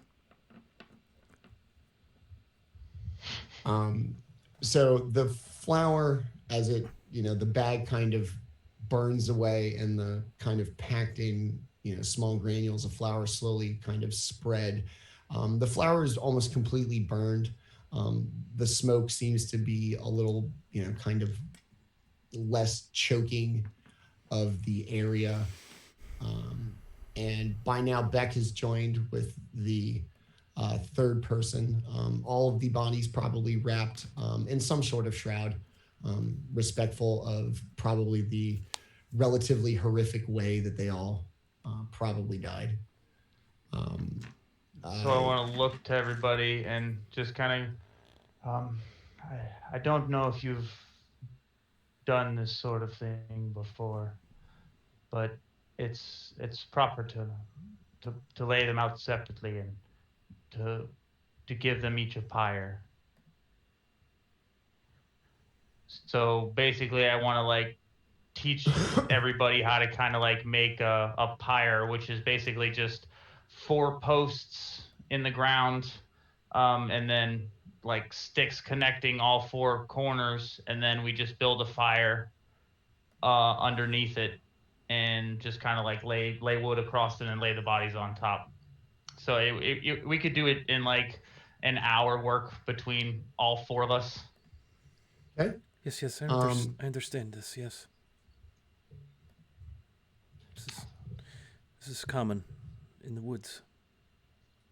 As you kind of set about your tasks through this and get kind of busy with, everybody's building now 3 pyres. Very suddenly and without any knowledge, you hear a voice very close by. Ah, yes, cleansing by fire, the truest way to rid the world of any blight. And as you kind of turn to the voice, you see 2 familiar figures standing there in a bright red and white tabard that appears brand new, with a torch and a heart as its tabard. And you recognize them as the Fellowship of the Flame from your time departing Blackfriar Manor. They have that kind of odd, blank yet cognizant kind of face to them as they kind of stare wide-eyed at not only what you're doing, but the fire that you have built and used to dispose of the flower thus far. Is it the same? It is the same 2 The Genasi? people. Yes. Male and the female. Yes. Aside from the tabard, that they seem to have 2 different ones prior to this, from whatever respective order they belong to independently. Now their kind of undergarments, their robes and their armor and stuff appear the same. But instead of having 2 distinctly different tabards, they both have ones that look relatively new, and with a signia that you are not familiar with, but would guess is probably the sigil of the Fellowship of the Flame. Oh, it is you again. Are you following us? It is not uncoincidental that you might happen upon us again. No? We go where we are called, and it would appear that 2 of the 3 places we have been called to, that we have found each other. Storm Chaser looks at them and says, "Who calls you?" That which calls all who answer to a higher being, the voice inside, the will to do that which others will not, the drive to truly cleanse this world of all that make them suffer. And the whole time they're talking, at no point have they really made eye contact with anybody. Eyes all big, absolutely mesmerized by the fire. And despite being this kind of odd, blank, stoic kind of demeanor, there seems to be like a giddiness and an energy about them. So was it you who burned the 3 Mile Mill south of the city? This blight on this land spreads everywhere, and everywhere that is infected, we shall be there to cleanse it. So I'll take that as a yes. It was us. That is the source of what we see here today. What befell the city of Greyhawk, and what we believe to have befallen many of the neighboring towns. Do you know who or what is responsible for this blight? We are not here to question why we are called. We are here to just answer. I see. Well, perhaps you might help us with this little bit of work we are wrapping up here. It would be a kindness and a sign of respect to that which we hold dear. Should you assist us with what must be done? Can I maybe insight these fine folks? All right. And thanks to my incisive sense, I get to roll that with advantage. Yeah. That's a 10. Woo! It's my first day. You guys are just growing into these subclass stuff. It's fine. They seem to be the same kind of odd, committed demeanor as your first encounter with them. They seem odd, no doubt, but with such a kind of simple mission as they've explained it to you, they just seemed like almost of a single-minded focus that just happens to be burning stuff that's bad. Well, let us get about our work. We've had the longest of days. It is very late and we need to rest. Very well. We will aid in the cleansing. And as you kind of set about back to your task that you were before they walked up, they seem to have taken off towards the pasture, climbed through the split rail fence, and without hesitation or any kind of trepidation, made their kind of slow, casual walk over to the figures that both Selme saw from her investigation outside, and La Peace caught a quick glimpse of from the window upstairs. And as they kind of make their way, within a few seconds, a large light appears where they were standing, and the figures appear to be on fire. For a quick moment, they stand there, arms out, maybe in a kind of pose of worship, head slightly tilted back. You can't really hear or see much more than that.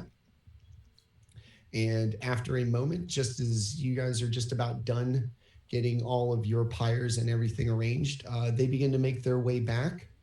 The smell of burnt, animal hair and a more intense version of the smell of burning flour takes over as the creatures now begin to burn in a very bright red flame. Red flame. So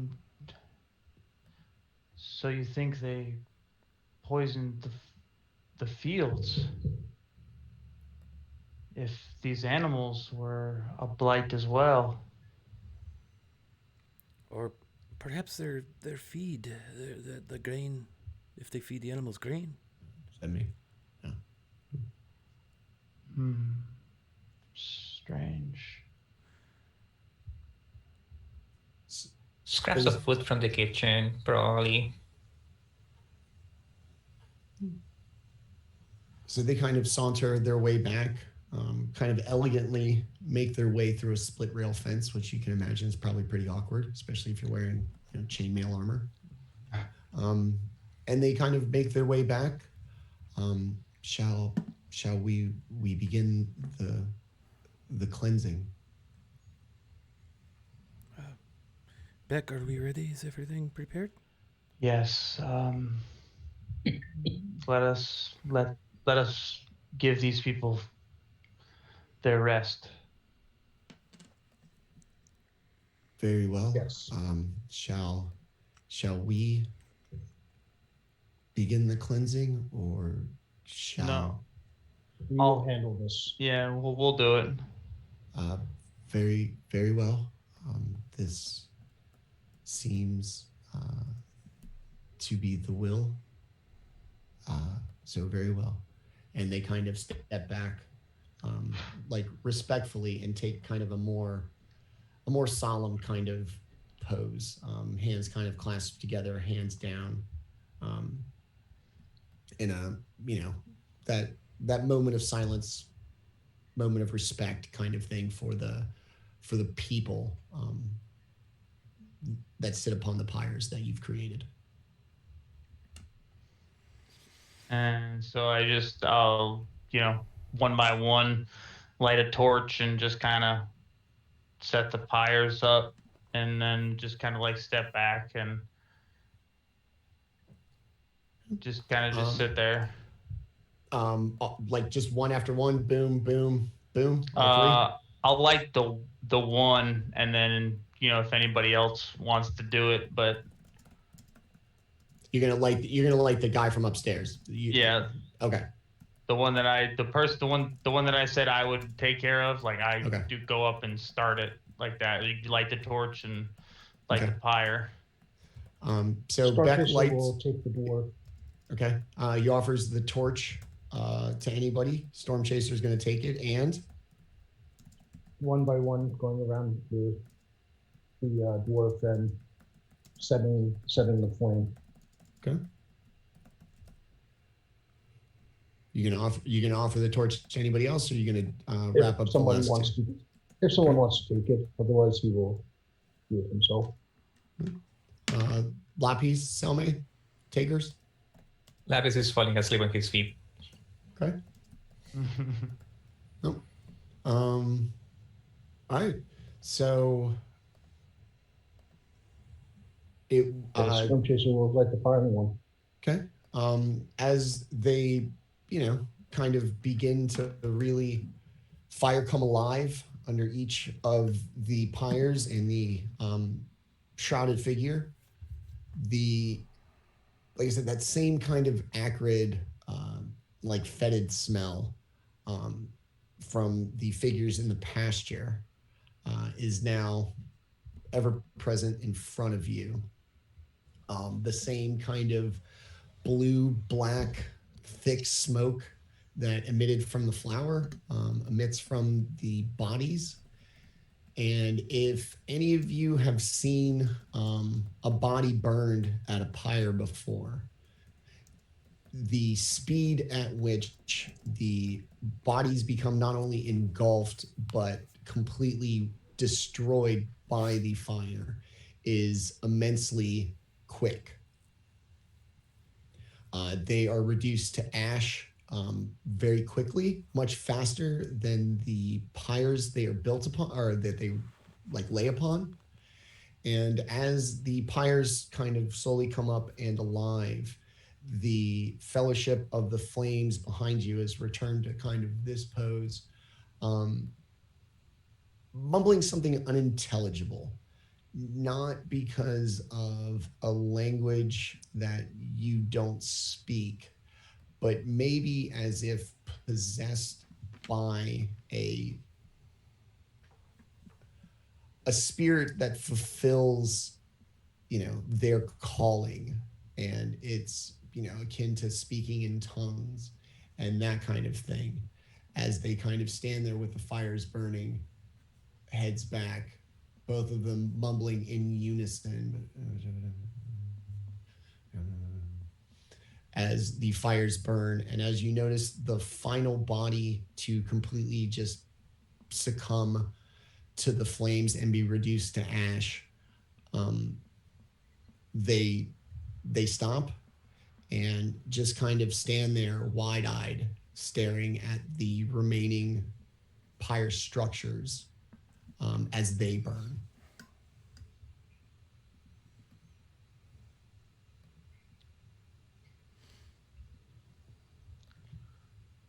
The order you now belong to Is this what you do? We provide a cleansing so that things may be made anew and not suffer from a corruption of any kind.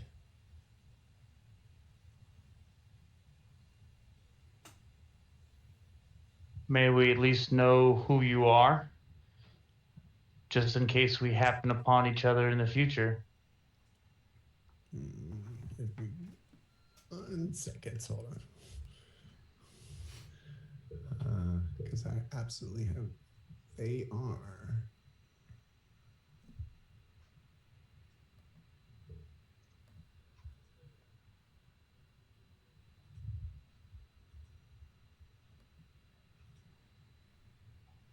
Maybe I don't. I don't know. I don't.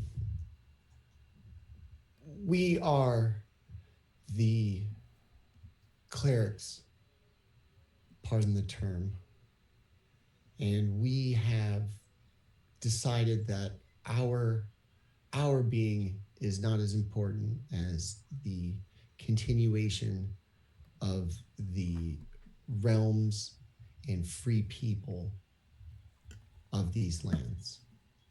We seek not recognition nor acknowledgement. Our task must be done, whether we receive thanks or whether we are bid to do so by others. Our calling is what matters. And if there is nothing to be cleansed, we shall depart and search for more blights and more plagues upon this land. That we are but two, and you were but four. There is a lot that needs to be cleansed in this land, and we need to continue about that task. And without even waiting for anybody to acknowledge, they bow their heads, put their hands together, and just back away towards the road.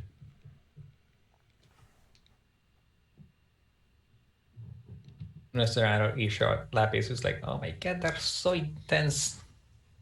They're so creepy.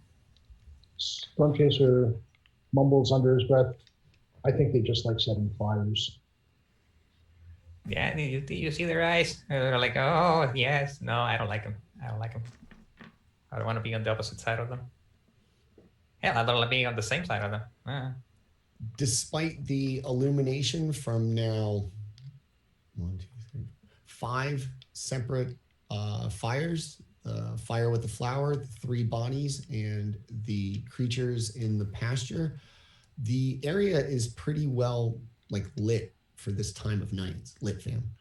And even with the illumination from all of these fires, within a few seconds and maybe less than 6 strides, the fellowship seems to have to kind of backed into a darkness, and it's not like you just watch them kind of depart down the road. They managed to somehow just back away and almost just fade into the one spot that would logically not be illuminated by these fires. That's a cool trick. May we all go inside and reflect and try and salvage what can be from this evening. Plus, I'd like to see if there's anything we can discern from those people's belongings, if they have anything left. And as you maybe find out who they were, where they're from. And as you've been dealing with the fellowship and these pyres, you're suddenly going to notice that Selme has kind of slipped away much under everybody's knows that, Lapis, Beck, Storm Chaser kind of at least occupied with the odd nature of the Fellowship of the Flame, that suddenly Selma is missing and off, just off somewhere. Lapis will just look up just to make sure that the moon is still half. Okay, we're a week or two. We're fine. It's safe.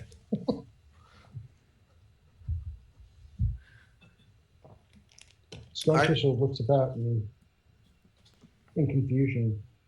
Where did friend Selma go? Now, okay, you've noticed that she's missing. Do you want to go search for her, or do you just assume that she's kind of off doing her thing and you guys are going to go back inside because you are ass tired? I'm going back inside. Okay. I'm just gonna do a weak attempt at casting message, which is one of my new tricks, in 2 directions. I'm like, Selmy, are you there? Selmy, are you there? What's the range on that? Yeah, would she respond 120 to feet. Would she respond to you through it, or is it just that she can hear you at least? She can respond to this message. Okay. If she is nearby and chooses to do so, she can. How far is the wood line here from where they are? Probably from where you are, probably 60, 70 feet. Okay. The inn seems kind of carved out. The pasture is going to be the big, cleared land. And you said the range, Lapis, was 120? So yeah, but I need to, I don't know, I don't think I need to see you. I just need to know that you're in some direction. You can hear and you can reply with a whisper, point a finger to a creature within range. So I need to point in the direction that you're in, whether or not I know you're there or not. Mm-hmm. And if you're in the range, you get it. Okay. And up to you to respond or not. And I don't know if you get it or not. Yes, Lapis. How are you contacting me in my head? I'll cast a message back and say, well, aside from tensor things, I can still do some stuff. I can still talk to people at a distance. I see. I just went away to pray for just a moment. I will be right. I will be right there. Yeah, if something, I'll cast another message. If something happens, scream really, really loudly. I will howl like a wolf. That's not suspicious. Okay, I'm out.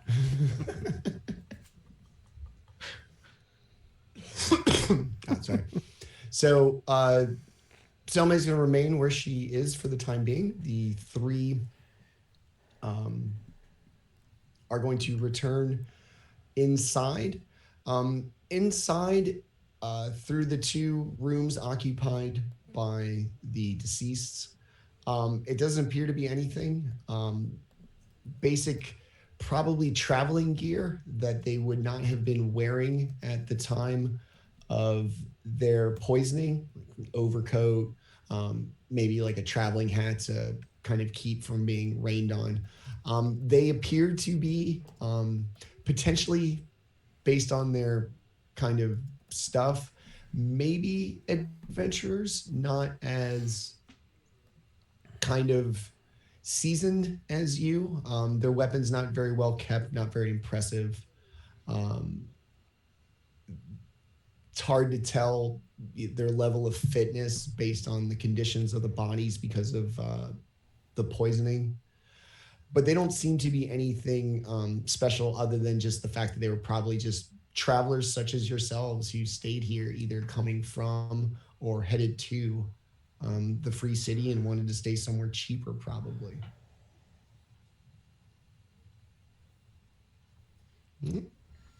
So I'll look around in the kitchen and see if there's anything that I can salvage to eat for all 4 of us.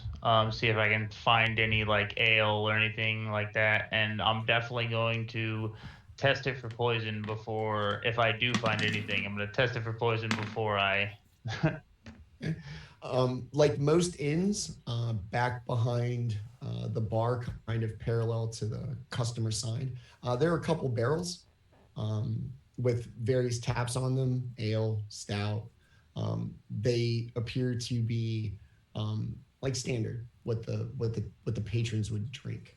And then when you first went through the kitchen, you found the little kind of trap door in the floor with a block of ice covered in hay and what looked like some kind of dried, cured meats that seemed to be stored at a safe temperature.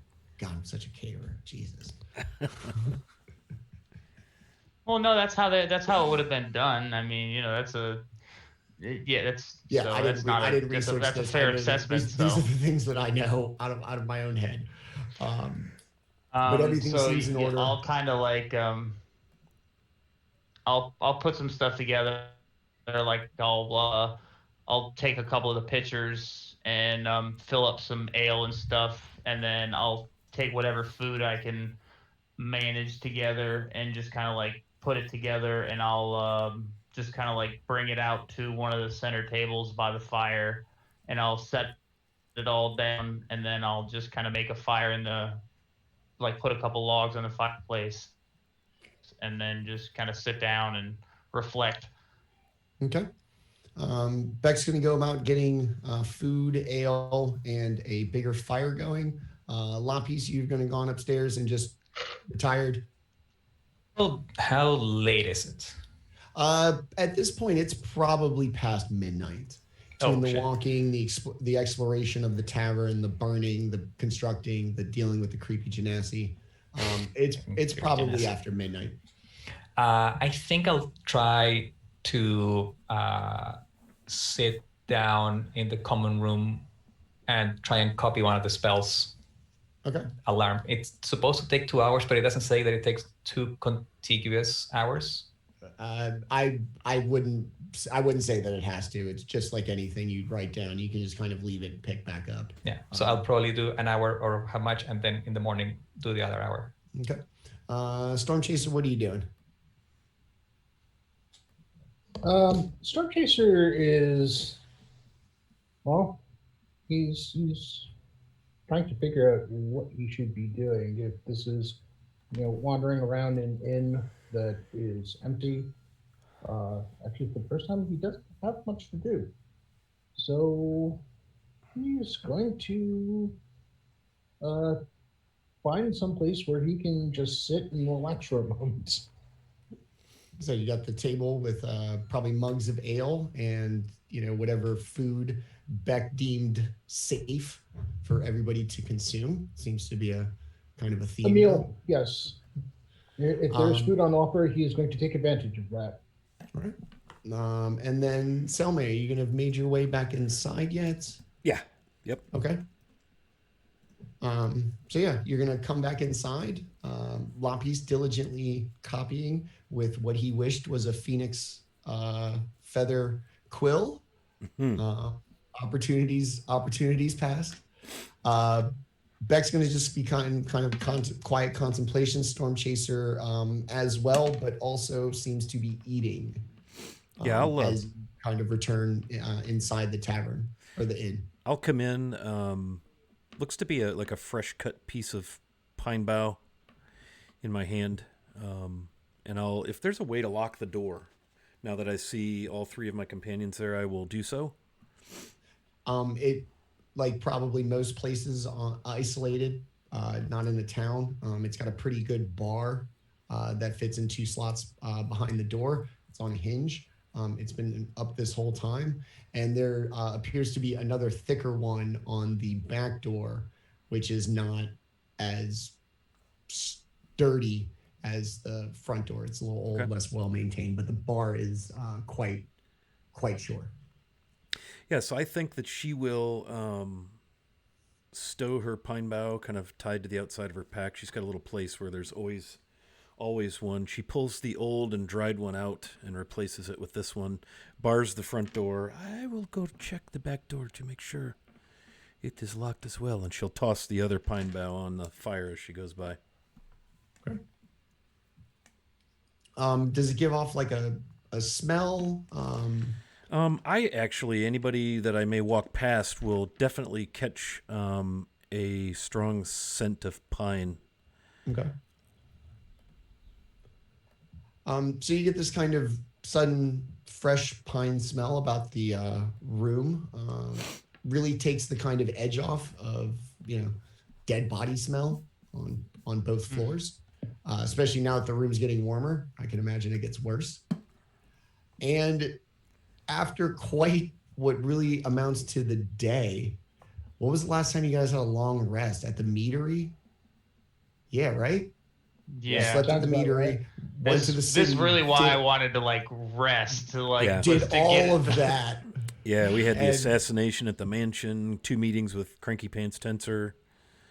Your buddy. Yeah, it's been okay. a long day. Just yeah. All right, yeah. So after what seems like, I don't know, 5 weeks of actual time, you guys have had a hell of a day. And it reminds me of that scene at the end of the Avengers where everybody's at the shawarma place just exhausted and just sitting there and just whatever they need to do. Like if you need to eat, you just need to sit there and just be. Yeah. Our intrepid party just sits there in this in the tavern, the common room of this inn. I imagine in silence at this point. You guys have seen some shit today. Yeah. Well, I can't speak for how quietly Storm Chaser eats. You just hear this, the lapis scribbling in the background.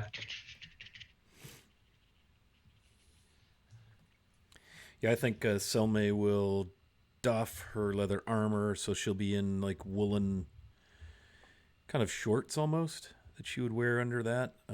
Cloak off, and then just a little cotton top, just sitting quietly, maybe a glass of wine. And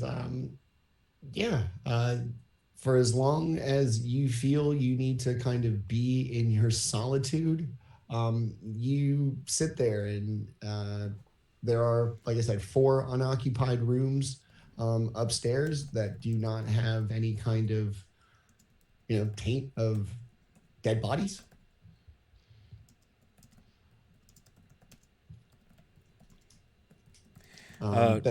Selma will Okay. definitely stay in the tap room, keep the fire going, and meditate per her requirements for long rest. Pray, meditate, just be quiet. All right. Anybody want a room next to one where somebody died? I think I'll push through. It's only 2 hours. I'll push through and copy the rest of the alarm spell. Okay. Yeah, I'll take a corner. All right. I'll take Storm Chaser to take a room. I mean, he'll probably have to sleep on the floor, but he's got his bedding and such. Okay. So everybody kind of winds down their evening, and morning comes. Light begins to kind of pour through the windows based on where you finally came to a crash the night before. The fire, maintained by Selma pretty well, is definitely still, despite the hours of sleep and inattention, in much better condition than it was when you found it off the road in the morning. And whoever would be, it's always the ranger old man who we assume is up first. Would we be mashing the long rest button in D&D Yes. Beyond? That is Yes. outstanding. I've got a the. lot of little red boxes that need to be emptied. Yeah. So yes, you feel as you each wake up individually, you feel very revitalized. Like I said, especially after a day that seemed to last about 5 weeks, if my math is correct. The smell, because of the little bit of pine that Selma threw on the fire, the kind of odd, maybe stagnant smell of death that in one way, shape, or form you were all probably familiar with. Doesn't seem to permeate the house. The pyres outside are basically down to just kind of ash and coals, not really even emitting much heat or smoke. The pasture has its large kind of scorched mark from the Fellowship of the Flames handiwork. And otherwise, it appears to be a kind of gray and dreary fall day. Doesn't appear as if the sun might come out today. It's got a cold little breeze. It's cloudy. It's gray. This could either be from the passage of time in the season or a reflection of kind of your ascent up through the mountains. You'll notice, because I don't think, you've only seen Selma like armored, cloaked, mostly usually hooded. And so to see her just in her clothing, out of her armor, her cloak hanging, whatever, thrown across the table, you notice she has what seems strange. She's got like jet black, long, straight hair, very, very, very pale complected, especially for an elf. But she seems to have like flowers in her hair, which seems weird. And they look like fresh, not cut, as she kind of fusses about, maybe making some coffee, kind of getting the tap room going, stoking the fire, so forth. So I'll come down fairly early in the morning, only needing to have 4 hours to get a long rest. I'll look and see Selma down there and say, I've thought of a new name for this building. Oh, what and did you come up I with? worked on it a little bit last night. And I kind of like hold up the sign and like you just see kind of like a rough engraving and it says 5 pyres in. And like you just see like this big fire underneath it. And then I was just, do you think Lapis will mind if I use some of his ink? I suppose not. He would not mind. I do not know how near and dear the ink is to him, but I like the name. Are you going to get into the tavern business? I think I'm just going to change the name. And I'm just going to like open up the front door and rip down the other sign and just kind of like hang the other sign. See, it fits. Storm Chaser's And gonna then come I was just down. kind of like, and- I'll take the sign down, and it was like, but I would like to color it, and then just kind of like close the front door and sit at a table. Storm Chaser comes down with the dawn, looking much better frame of mind than he had in the last, the longest day ever. You give Selma a bit of a look. The flowers, it's an interesting change, though he doesn't remark on it. He's seen some unusual stuff in his young life, but he feels relaxed, noticing that she isn't in her armor. Seems to relax him. There's finally, for at least a moment, there is no immediate sense of danger. And he would you manages like to grumble coffee? a morning. Coffee. Anyone? I have made coffee. You can see there's a pot hanging in the hearth. Storm Chaser sniffs and says, that sounds good.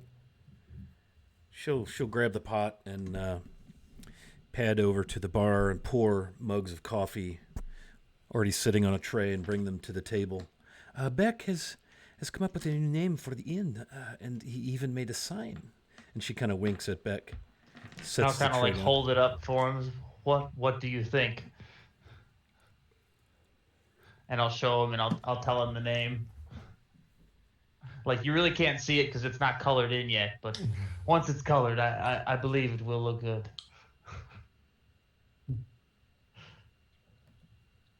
I think this is I would have appropriate. gone with didn't burn in. But, okay. I was really convinced. I was really convinced that we were going to lose the inn. What? Speaking of the inn, and she'll just kind of sit and take a mug of coffee and pour a pretty large amount of cream in it, or milk, or whatever's available there. What? So what of the inn? Do we just leave here and leave it? They must have a closed sign around here somewhere. I believe this is they may close at some point, so they may have a closed sign. If not, I have, you've seen my handiwork. I can make a sign. Perhaps there are keys. We could lock it, and maybe we've now come into the possession of a tavern. Closed for season. It Closed is- for play. If we could, if we might find out the owner, the original owner, or even a bill, we might have this. But if we just we need to find out something, a little bit more information. But Yes. I believe we can at least come back to this. I would like to own a tavern. That has always been a dream. Perhaps we might look around a bit before we leave and get some names or information, and on our way back through, we could plan to locate family or something. I do not know how these things work. Well, if you'd like to become the owner, we can just take the owner. We can just take it. No one will stop us now. I say jokingly, but no. Lapis, what are you doing while they're plotting how to, From under the basically table. become formal squatters of a building that they kind of stumbled across? From under the table, everybody's sitting around. You hear scrambling, and then a chair pulls back, and I climb out from under the table. I couldn't do the stairs last night. I was too tired. I just let here. Oh dear. Would you like In some my coffee? case, I would have carried you. You were already up. I stayed down here copying stuff in my book. It was fine. It was comfortable. Kind of. I'm okay. Crack. Cream. Storm Chaser looks at him. He is not buying that, but he just nods. Okay. And I pull out the bedroll from under the table. Coffee would be better than a healing potion right now. I appreciate it. Yeah, she'll pour Lapis a mug and set it in front of him. We have there's sweets, and we have the milk. Thankfully, all still fresh. That sounds fantastic. That sounds like you're the best person here right now. Feed me, please. Yes, very well. So I want to look towards Lapis. May I borrow some of those inks that you have? I'd Sure, like for to what? color the sign I made, and I show him the sign of the new sign. Okay, I'll start rumbling in my backpack. It's like, no, that ink's too good. No, I get the cheapest ink. Yeah, sure, that will work. And I'll take out hey, this is a good ink here, and a brush if you need it. So I'll take the ink and the brush, and I'll have, like, I had a little bit of ink in my person as well, so I'll just start kind of like filling in all the letters, so that way it looks like a sign, and then I'll turn it around and show the finished product to everybody and see what they think. Give them the. Yeah. So at the mention of sweets, Storm Chaser is sipping his coffee and has a thoughtful look on his face and is staring off into the middle distance, paying attention to nothing at all. Would anyone like anything to eat? And she kind of smiles at Storm Chaser. It did find some treats, some sweets, fruit, and what looks like older sweetbread that has not been baked recently. Should be safe. If it's stale, it's good. There you go. And she'll hop up and go back into the kitchen and put a tray together of some items we might eat quickly. Bring them back out, set them on the table. Who has those magic boots that we found some time ago? I can actually figure out what they are now. That's a good question. I don't think I have them. I have nothing on my list. Did we actually assign them to someone? I was like, find the note. I found mine. I know we have them. I just don't know who has it. Unless I think we have them. I was about to say, I think Nobody I has had them. Yeah, because I'm basically just carrying a bunch of ingredients and then those in my backpack. All right. Because I'm still waiting on my package from the Homeboys. Yeah, Because that's basically I'm carrying an empty pack with a stone in it that's like a beacon, and then the potion that I made. Golden Braid Promotions. Is that what it was? Golden Braid Promotions. Yeah. Yes, sir. Gold Braid Entertainment. So you're gonna, I guess Loppy's gonna, inquire, feeling powerful and clear-headed after a night of sleep and finding newfound powers. So, Yeah, I got identified. Okay, basically. Yes. Beck, you want to see what they do? Yeah, if he's since he's I completely forgot about it. So oh yeah, and then just kind of reach into my backpack and just pull them out and set them on the table. I'll grab them with my right hand, and with my left hand, I'll take an empty piece of paper and I'll start casting the ritual, and ink flows from my fingers onto the page and start forming words and shapes for 11 minutes, which is how long it takes, until there's a description, a name, and some animations of what it does.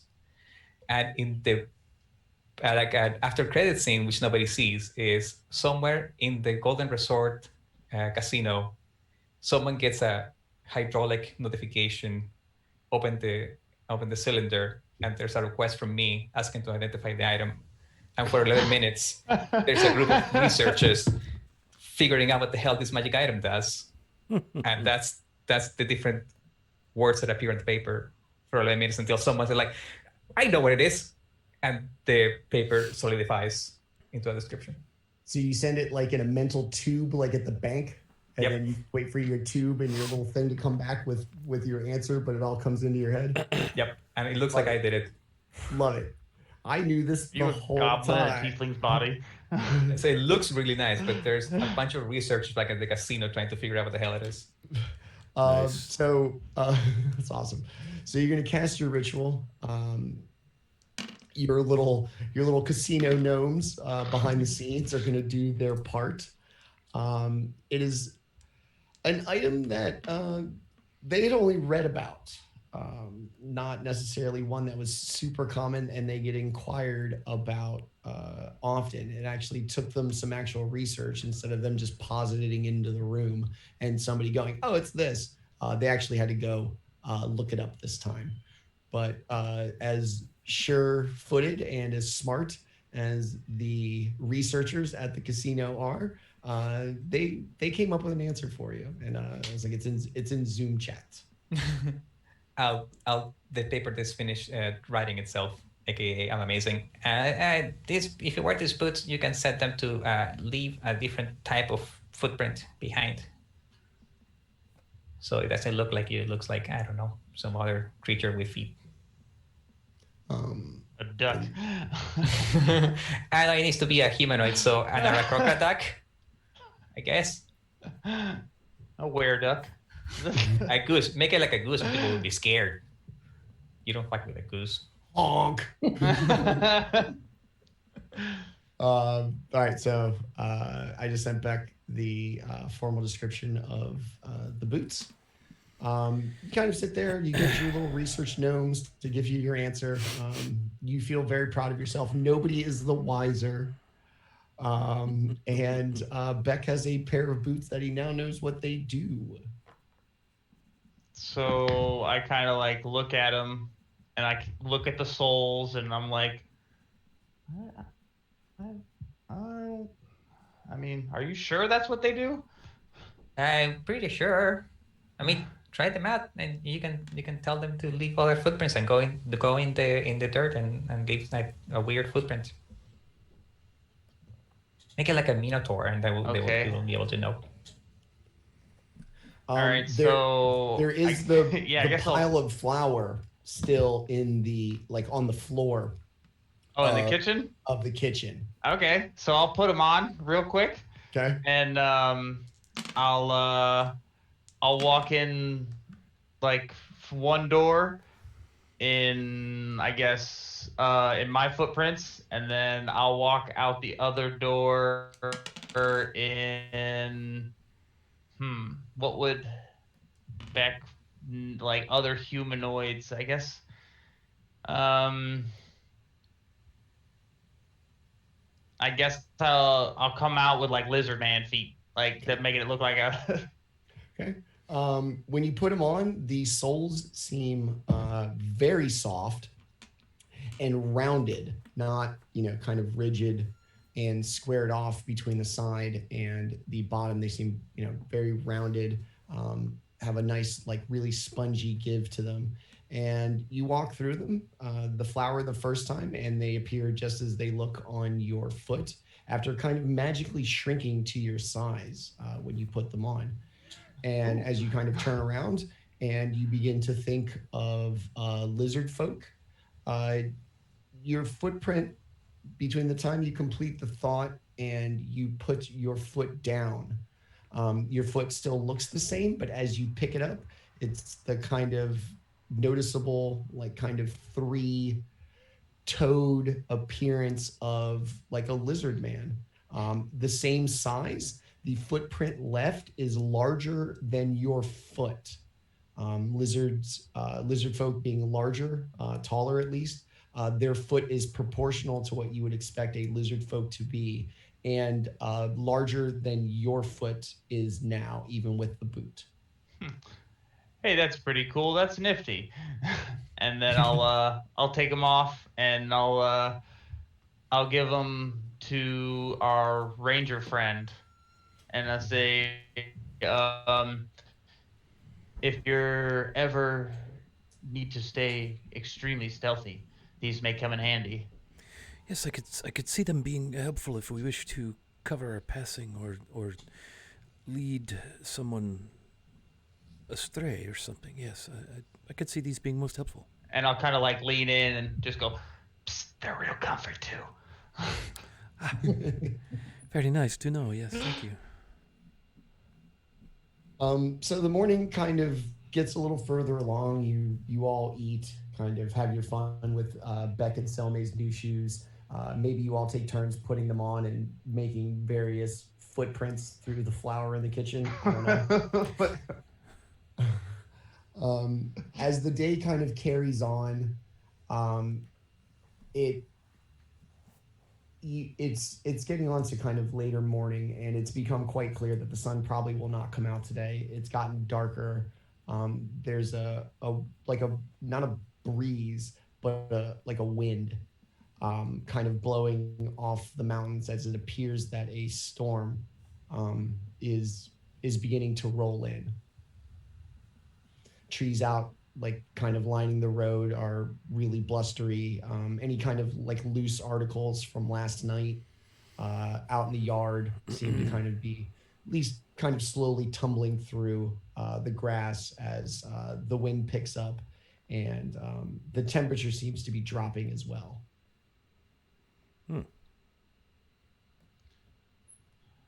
Looks like it's going to be a tough day of travel. Perhaps we should wait for the storm to blow through before we get on our way. Perfect. Gives me time to change my new inn. Try and figure out who owned this. Okay. Storm Chaser goes out and stands out amid the increasingly bad weather and just takes it in, enjoying the wildness of what appears to be an oncoming storm. We're going to wait a little bit. I'll start copying my other spell. Yeah, I think Selme will use the time to, kind of rub herself down with her pine sprig and redon her leather armor, and just prepare herself for, travel later in the day. Okay. So not too long after everybody kind of makes their decision, actually, just as Storm Chaser kind of goes out and revels in the kind of prelude to a storm that he probably recognizes more than anybody, feels a few kind of raindrops on his face as the rain starts slowly at first, just a little drizzle here and there, the heavy sounds of big raindrops hitting leaves. And before too long, and Storm Chaser's free to leave at any point in the escalation of the rain, it settles into a pretty decent rain, like a hard summer rain, just with a cold breeze. And for the most part, big, heavy raindrops that make being outside like almost a deafening experience between all the leaves, the ground, the roof of the inn, and even from inside the inn. It's that heavy rain that is very, relaxing and soothing as it just kind of washes over the inn for a good bit of time. And with everybody kind of taking a little rainy day activities, I think that'll be a good place to stop our adventure for the day. As always, you guys, that was great. I thought this inn was just going to kind of be, all right, we stopped, we slept, let's go. You guys really kind of turned it into something cool and really, got into it, even though maybe the suspense of, hey, is there going to be dead bodies here seems to kind of be maybe wearing on you at this point. I was this close to entering the inn and just casting Armor of Agathis immediately because assassin, something's going to happen. Because nowhere we go is safe.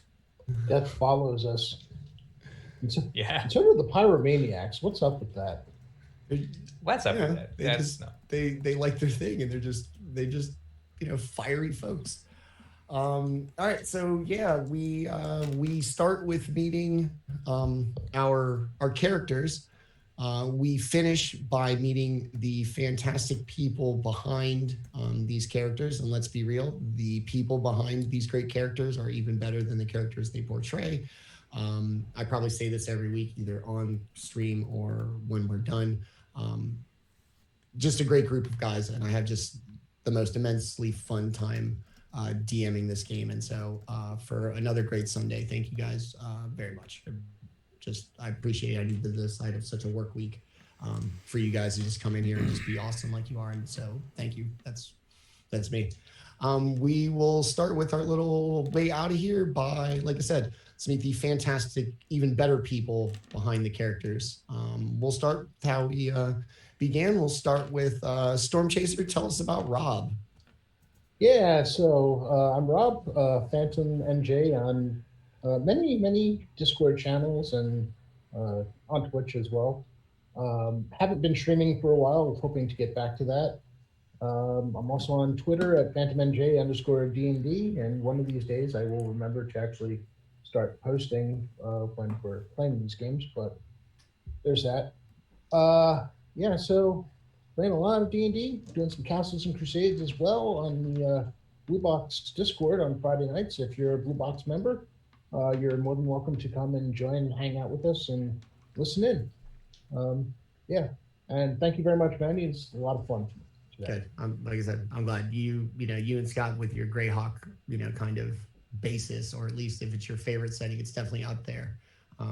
Keeping you guys riveted is a thing. Like I feel like Will and Lewis were just in it for D&D with just new places, so it's a little different for us. So the fact that you enjoy it so much really means a lot to me. So thank you.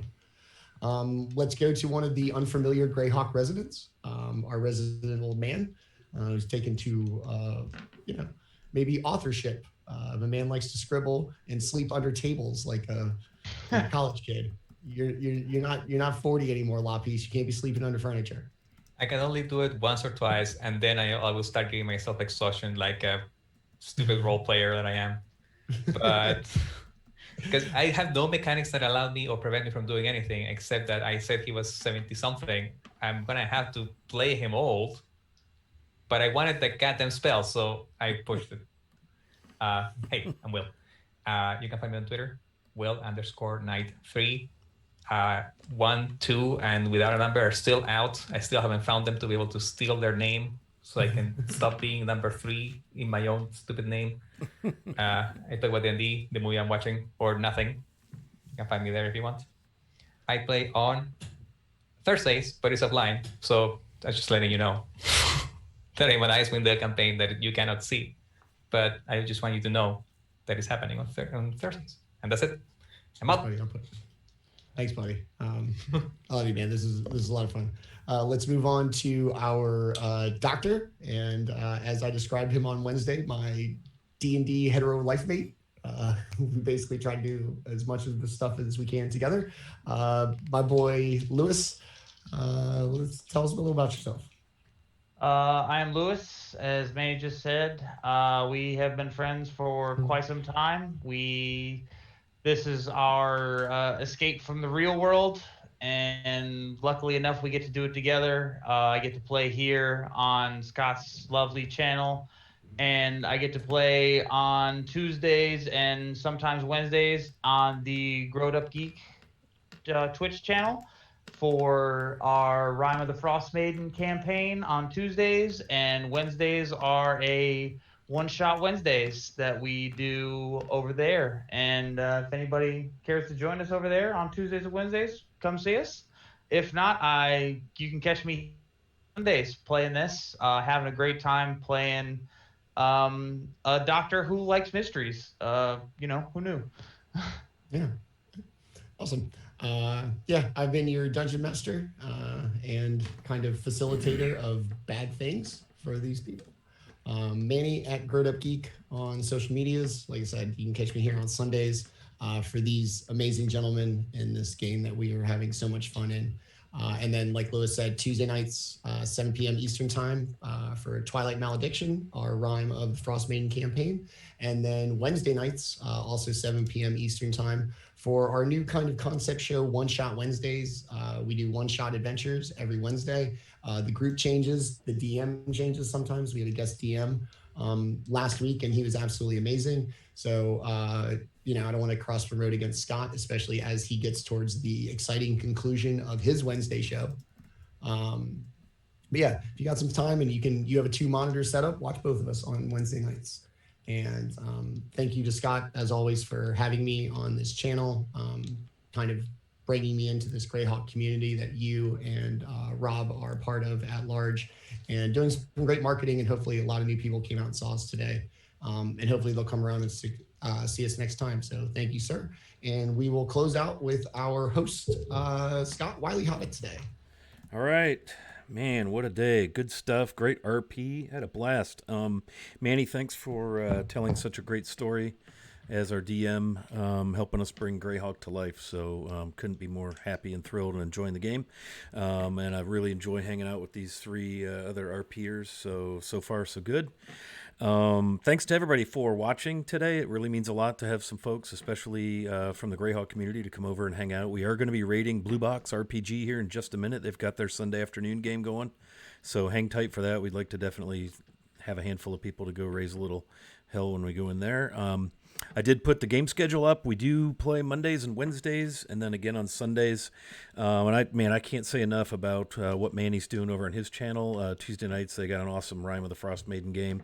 Obviously, with us playing on Wednesdays, I haven't seen your one-shots, but there will be times when we're off on Wednesdays and you're playing and vice versa. So please don't hesitate to support us both. We sure appreciate it. One more pitch for the Jaspers Game Week. Got a big week of stuff going on. There it is. Information in chat for that. So if you want to see some of those games, please check it out. This coming week is busy for our channel. I'll be playing Monday night per usual, Wednesday night per usual, but I'm also playing in a Jaspers game on Tuesday night over on Mini Terrain Domain, so we'll host that. And then we're going to run the second session of our Against the Giants game from GaryCon on Saturday at noon Eastern, so that'll be going. But thanks to everybody for hanging out. We sure do appreciate it. Love that we got some new followers, Metastasis D, Genghis Gan. We had a hosting from Gazumba. Always appreciate that very much. Canadian Ancient Gamer, T. Gary League. Thanks for joining as followers. Thanks for the bits, Canadian, and thanks for the sub. Hey, Wilson, and now let's stop talking and go raid our good friends over at Blue Box RPG. Let me get that raid going, and we will see you all for this game in a week. Snafu, thanks for bouncing in. We're just wrapping up, my friend, but thanks for coming in. Enoch Pratt also, thanks for bouncing in, and we'll see you all. This game will not play next Sunday because we're all going to be honoring Mom. It is Mother's Day, so we should be back in a couple of weeks. So keep close to our Twitter and Discord for all that information. Take care. Have a great rest of your weekend, and be nice out there.